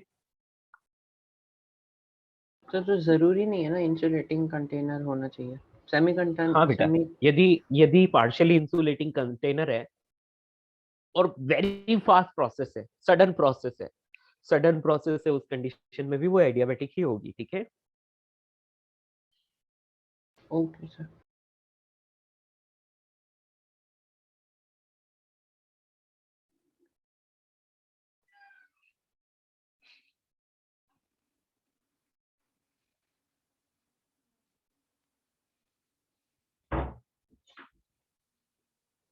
सर अपर पार्ट प्लीज, वो एडियाबेटिक प्रोसेस तक। तो बेटा एडियाबेटिक प्रोसेस तक ऊपर स्क्रॉल करूं, ऐसा। हाँ क्लास ओके। ले लो स्क्रीनशॉट।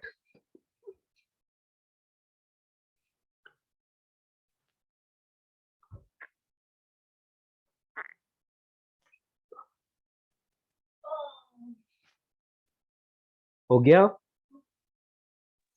यस।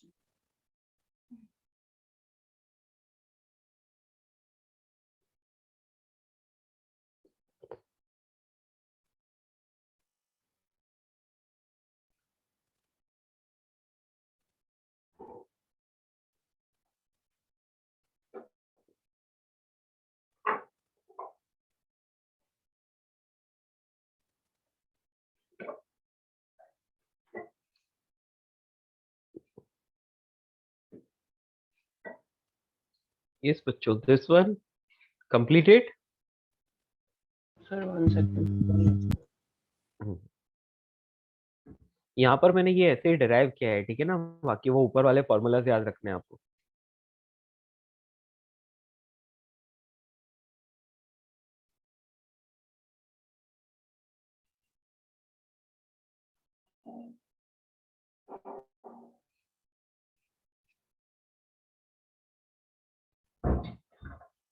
बेटा ये चीजें आपको याद रखनी है। आगे बढ़े। स्लोप वगैरह अभी लिखना है हम लोगों को, है ना? हाँ, पर उससे पहले एडियाबेटिक कांस्टेंट क्या होता है उसके बारे में लिखना है।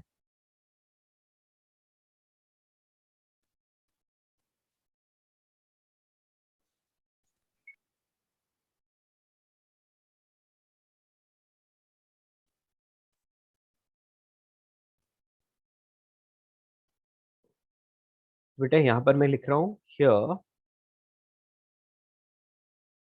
Gamma is equals to CP by CV, और यदि सीपी की वैल्यू आप लिखोगे तो 1+f/2 अपॉन f/2, ये r है, ये भी r है, ठीक है। r से r कैंसिल हो जाएगा, तो ये आपको फाइनली मिलेगा 1+2/f, 1+2/f, ठीक है। और व्हाट इट इज कॉल्ड, तो यहाँ पर लिखेंगे gamma is equals to adiabatic constant, adiabatic constant, ठीक है दोस्तों। इस गामा को क्या बोलते हैं बेटा? एडियाबैटिक कांस्टेंट बोलते हैं, और इसकी वैल्यू जो होती है वो सीपी अपॉन सीवी के बराबर होती है, कि बच्चों? तो बेटा gamma for mono atomic gas कितना हो जाएगा? Mono atomic gas 1+2/f formula होता है ना, 1+2/3 कर लो तो 5/3 मिल गया, ठीक है। डायटोमिक के लिए 1+2/5, तो यहाँ पर आपको 7/5 मिल गया, बस इतना काफी है, ओके। तो इस तरह से आप f की वैल्यू रखकर फाइंड कर सकते हैं।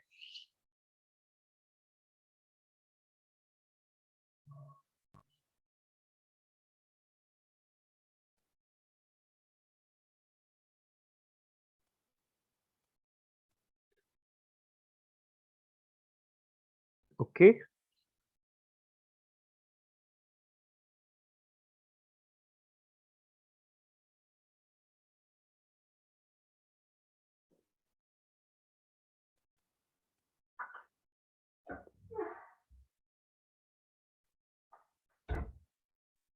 इतना समझ आया सबको?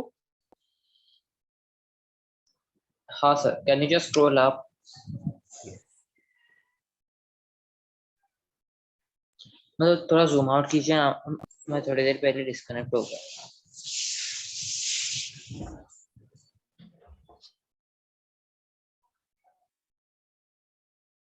ठीक है, सफिशिएंट।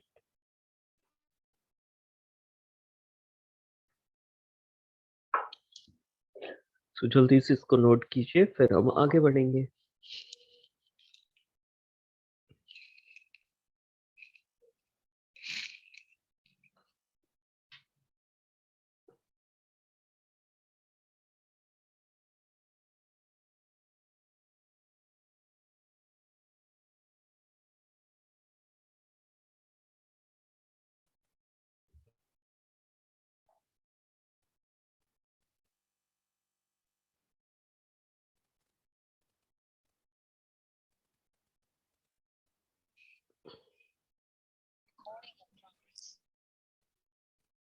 ओके बच्चों, done.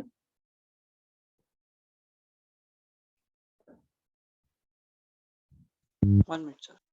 Yeah.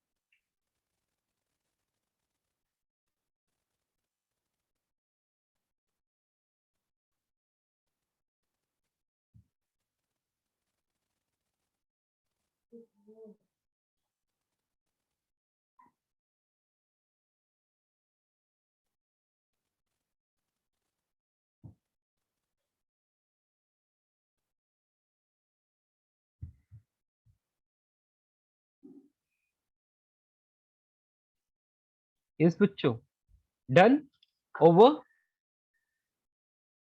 Shall I continue?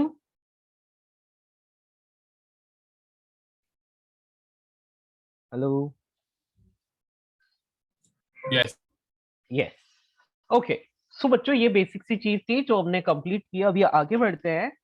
अब एडियाबैटिक कांस्टेंट क्या है वो आपको पता चल गया। It is just the ratio of CP and CV. ठीक है। यस।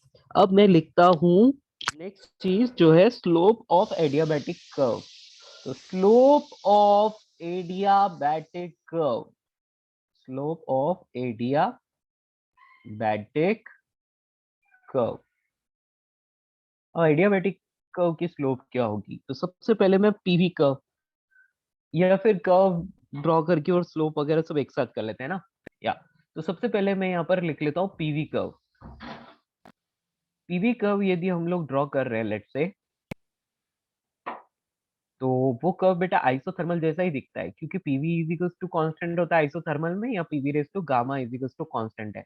मतलब बिल्कुल उसी तरह से, बस वी की कुछ ना कुछ पावर है। ठीक है। तो उसी टाइप का कर्व आएगा, थोड़ा सा ऊपर नीचे होता है, बस ज्यादा नहीं। ठीक है, इस टाइप का। तो लेट्स से यहाँ पर मैं स्लोप ड्रॉ कर रहा हूँ, तो वो इस टाइप, ऐसे आप ड्रॉ कर सकते हो स्ट्रेट लाइन, उसकी स्लोप। हाँ जी बेटा, ये किसका कर्व है? PV raise to gamma is equals to constant के लिए ऐसा कर्व आता है। ठीक है। So it is just similar to the isothermal curve. पूरा आइसोथर्मल कर्व की जैसा ही होता है, लेकिन थोड़ा सा यहाँ पर डिफरेंस होता है। वो क्या होता है आपको समझ आएगा। हाँ जी, स्लोप क्या होता है बेटा? आपको पता है PV raise to gamma is equals to constant. तो क्या मैं इसको वॉल्यूम से डिफरेंशिएट कर सकता हूँ? यस। डीपी अपॉन डी, या पी।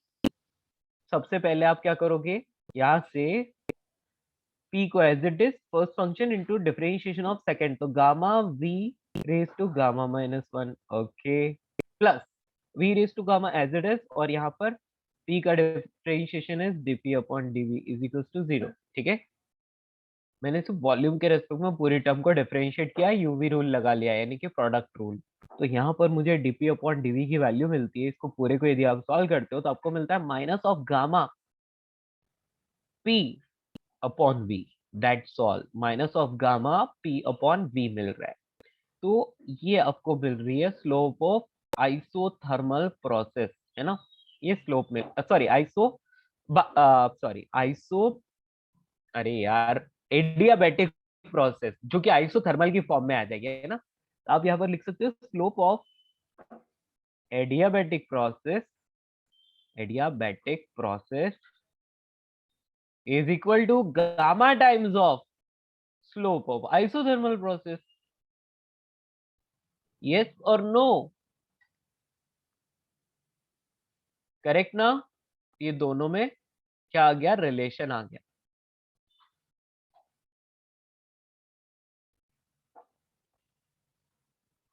ओके बच्चों, किसी को कोई प्रॉब्लम? ऊपर स्क्रॉल करूं? ये लो। ठीक है, ऊपर वाली चीजें लिख लो, फिर नीचे स्क्रॉल करते हैं।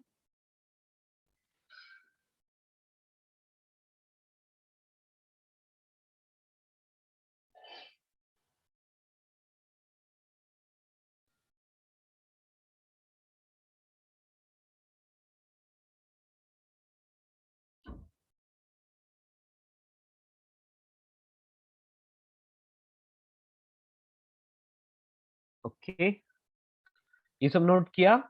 आगे बढ़े। ये नोट कर लो जल्दी से, slope of adiabatic curve. Sir, but dp by dv is slope of pv curve also, no, in isothermal process. बेटा डीपी बाई डीवी तो सबके लिए ही आएगा, कोई सी भी प्रोसेस हो सबके लिए स्लोप तो डीपी बाई डीवी होता है। आइसोथर्मल के लिए minus of P upon V आया था, देखो ओपन करके। Yes, sir. Minus of P upon V, और यहाँ क्या है minus gamma P upon V, right. तो एडियाबेटिक प्रोसेस की स्लोप जो होती है वो gamma times of isothermal process होती है। Okay, okay sir. Yes. DP upon DV तो स्लोप को रिप्रेजेंट करता है। Value of slope is minus gamma P upon we.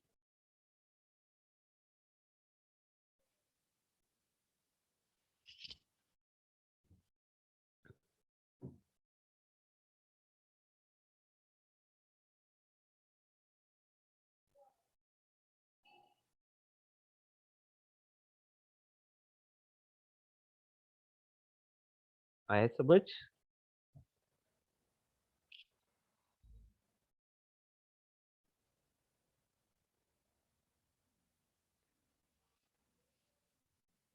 बेटा इसमें कुछ बहुत ज्यादा सोचने के लिए नहीं है, पहला पीवी कर्व ड्रॉ कर लिया, आगे बढ़े।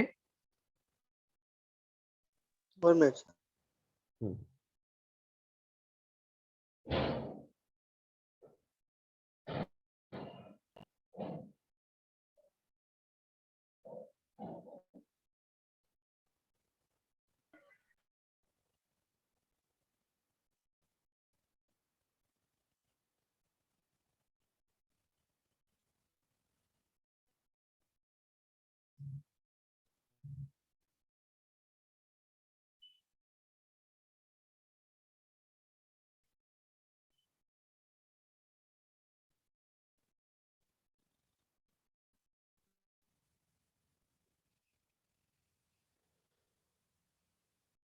सर आपने P का वैल्यू सब्स्टिट्यूट किया ना dp by dv में, लाइक टू डिफरेंशिएट।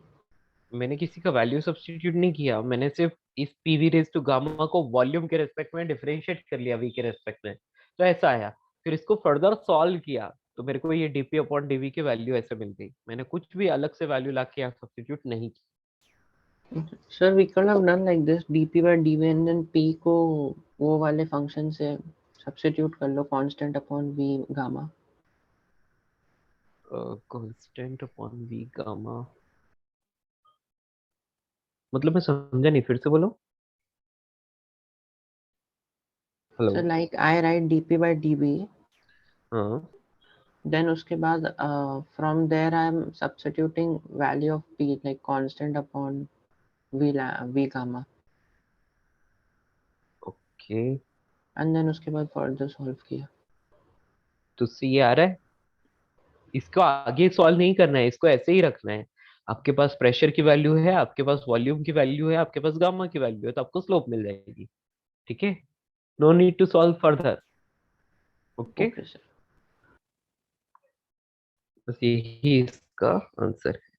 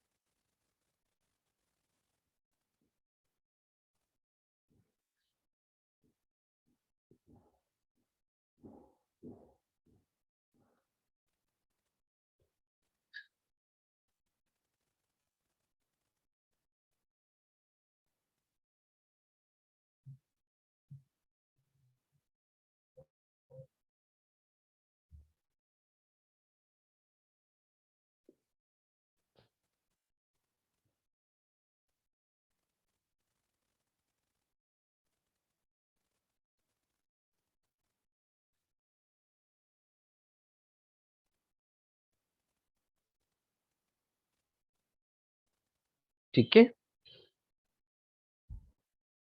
हो गया, आगे बढ़े।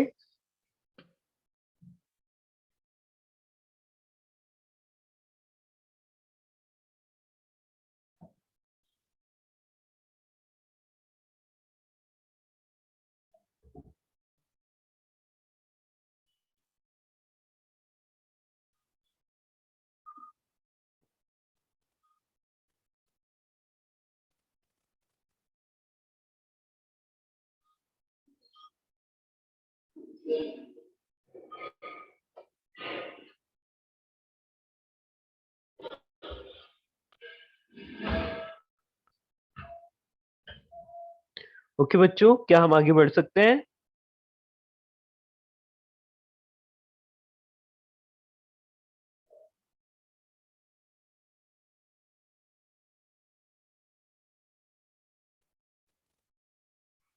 ओके, तो बेटा ये तो हो गया पीवी कर्व, है ना। तो बेटा आपको यहाँ पर एक बात पता चली कि पीवी कर्व और एडियाबेटिक कर्व तो एक जैसे दिखते हैं, मतलब आइसोथर्मल कर्व और एडियाबेटिक कर्व एक जैसे दिखते हैं। तो फिर इन दोनों में कंपेयर कैसे करेंगे, है ना। तो वो हम थोड़ी देर के बाद देखते हैं, उससे पहले हम वर्क डन वगैरह के बारे में लिख लेते हैं, ठीक है। तो यहाँ पर हम लिखते हैं change in internal energy, change in internal energy. तो डेल्टा यू बेटा इसका फॉर्मूला हमेशा ही सेम रहता है, F/2 N R delta T, या इसी को आप लिख सकते हो M C V delta D. Okay, ये फॉर्मूला फिक्स है।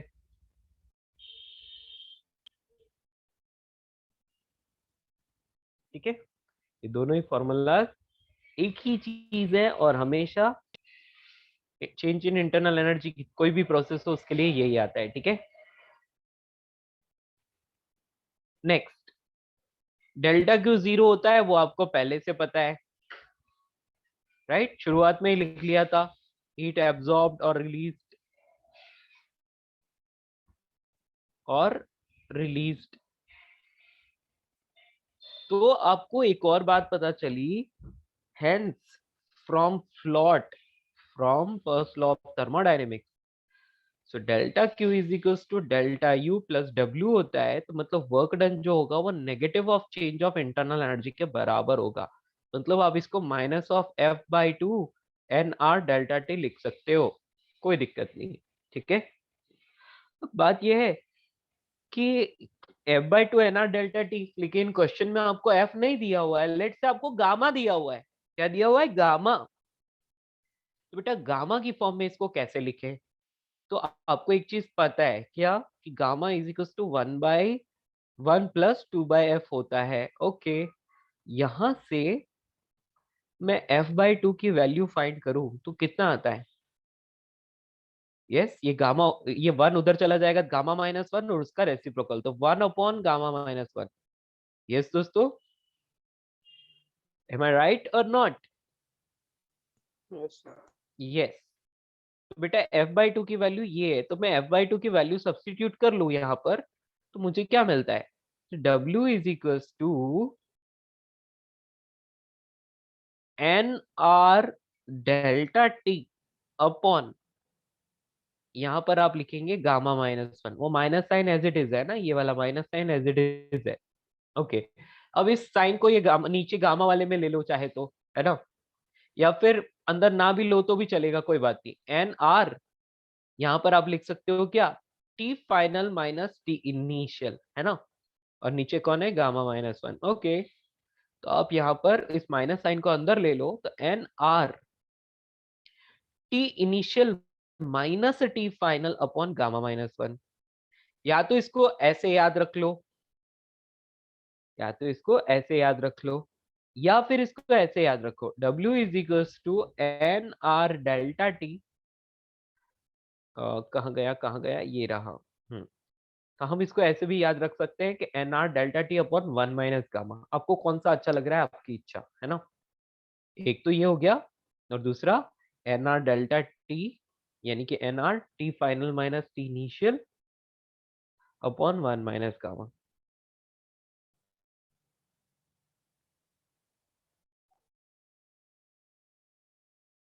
दोनों में से कोई भी याद रख लो बेटा, बात एक ही है ना। यस और नो? टी आई क्या है? इनिशियल टेम्परेचर,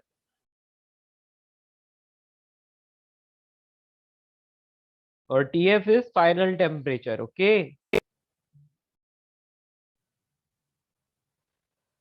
कोई मुझे बोलेगा कि नहीं सर, मेरे को तो ये टेम्परेचर की फॉर्म में कुछ दिया ही नहीं है क्वेश्चन में, तो टेम्परेचर की फॉर्म में कैसे लिखूं? तो आपको एक और चीज तो पता ही है ना बेटा, PV is equals to NRT होता है। तो NR T फाइनल को मैं P फाइनल V फाइनल लिख सकता हूं, तो वर्क डन को आप ऐसे भी लिख सकते हैं, P final V final minus P initial V initial upon 1 minus gamma.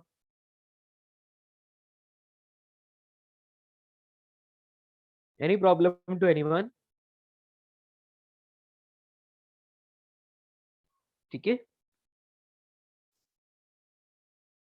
Okay दोस्तों, तो आप इस चीज को याद रख सकते हैं, कोई दिक्कत नहीं है, ठीक है।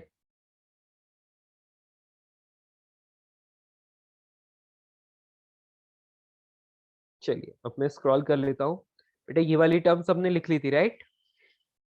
Yes sir. इक्वेशन सबने लिख ली थी, उसके बाद ये स्लोप भी सबने लिख ली थी, है ना?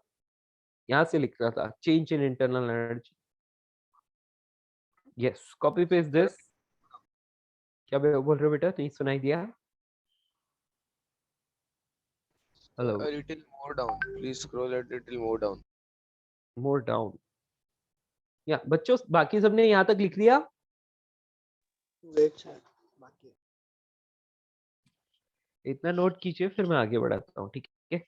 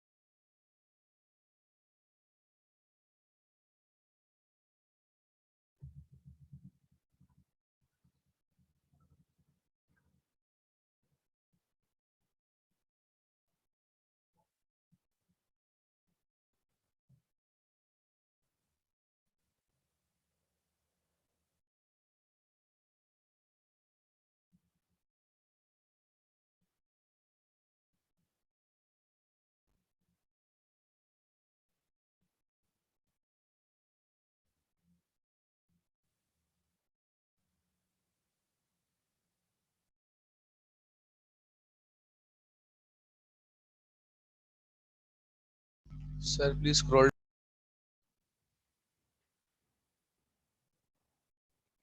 ठीक है,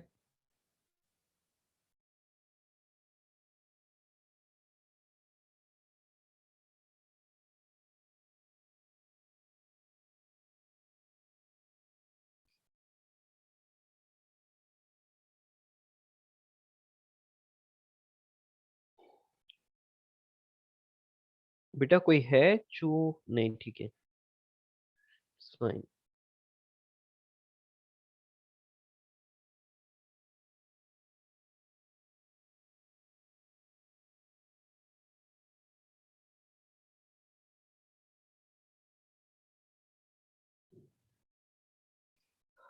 कि दोस्तों बाकी की चीजें हम नेक्स्ट क्लास में करेंगे, आप अभी के लिए इतना कॉपी कर लो, ठीक है?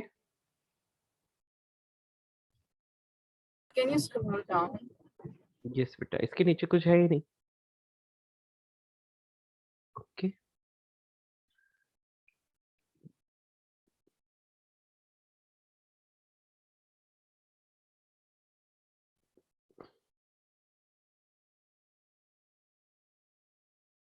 बेटा ये सीपीवी नहीं है, यदि आप इसको सीपीवी समझते हो तो ये सीपीवी नहीं बेटा, ये ब्रैकेट था, मैं क्लोज करना भूल गया, है ना?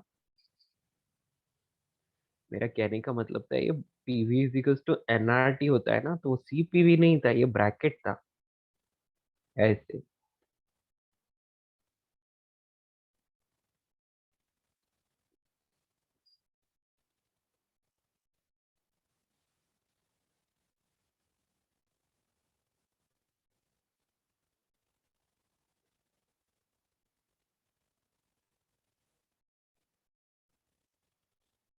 ओके, ये सबने नोट किया? मैं स्लो फॉर्मूला पर जाऊंगा अभी। स्लो फॉर्मूला तो यहाँ है,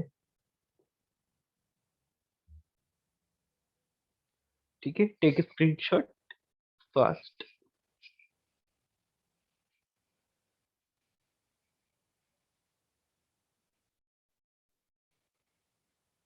ओके, या all of you have noted?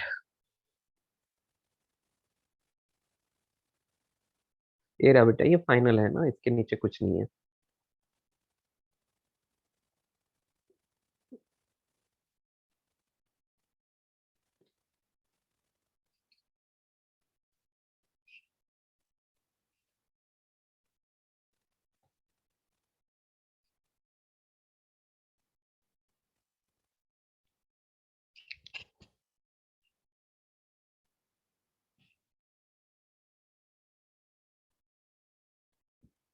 या यू कैन लीव बेटा, हो गया लेक्चर खत्म, यू नो।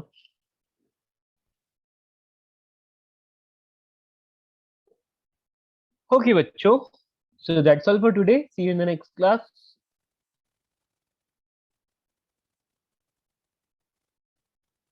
ठीक है, ये ग्राफ आइसोथर्मल जैसा ही होता है, अब क्या डिफरेंस है वो नेक्स्ट क्लास में डिस्कस करेंगे। That's all for today, bye bye all.